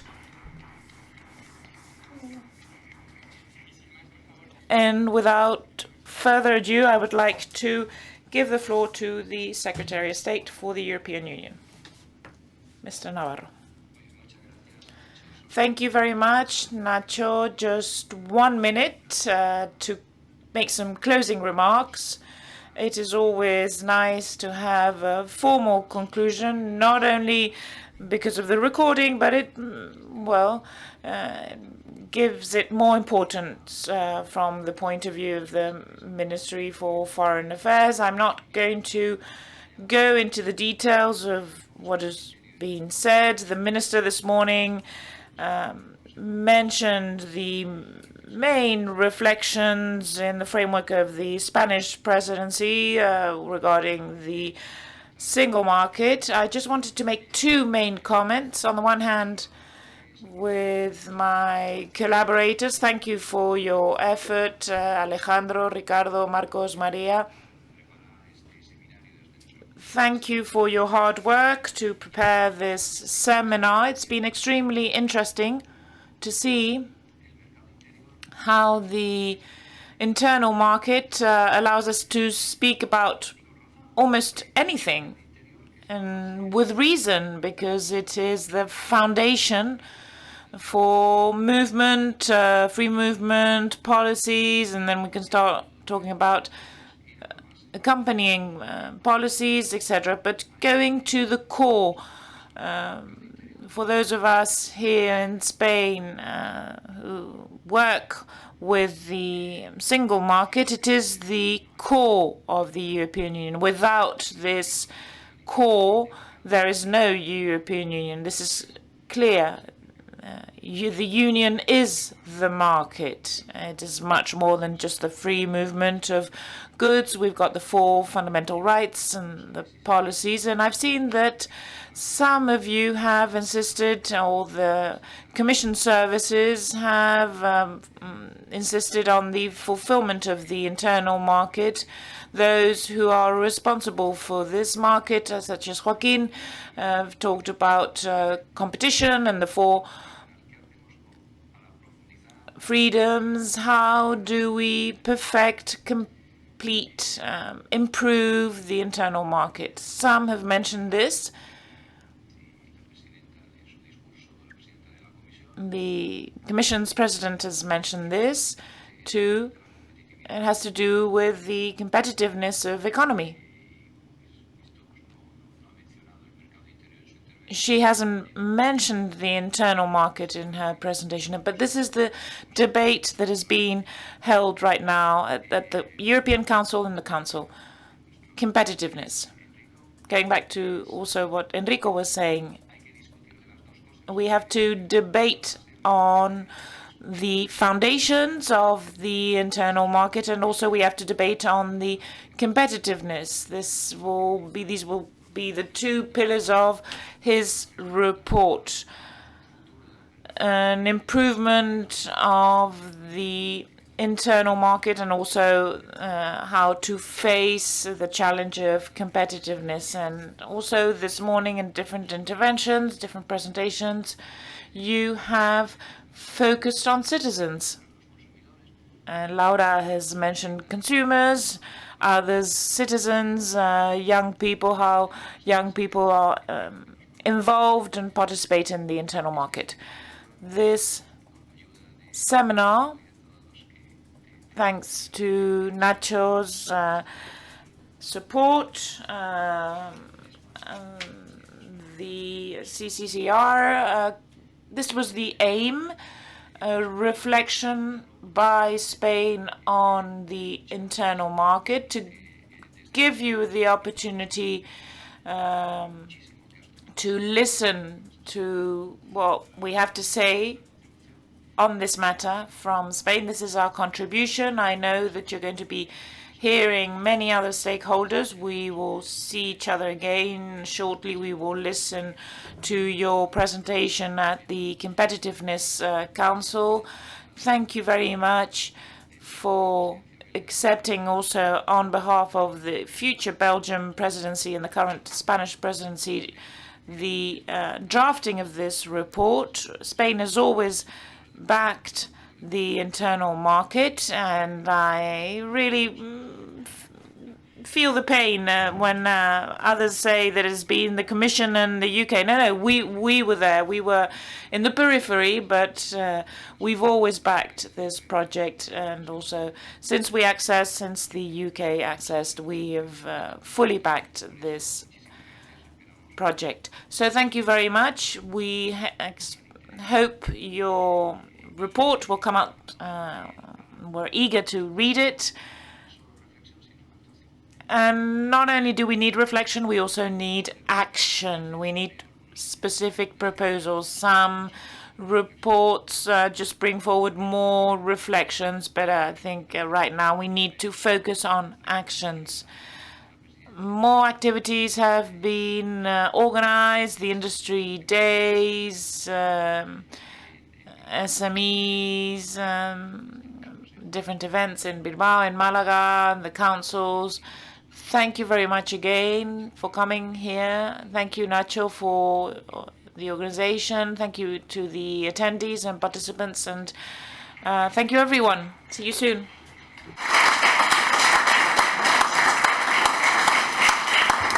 Creo que ahora podemos promocionar algunos productos españoles arriba. I think we can now promote a few Spanish products upstairs.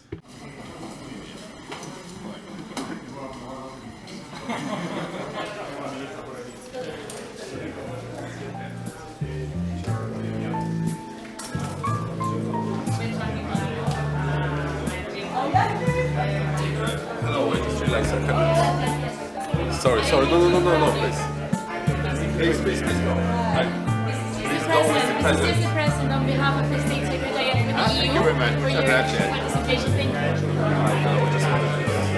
You haven't gone through the I'm working closely with the studies with my team. Lo que decía Joaquín, si te esperan de tú antes de que hagan el informe de lo de los coches chinos, a ver si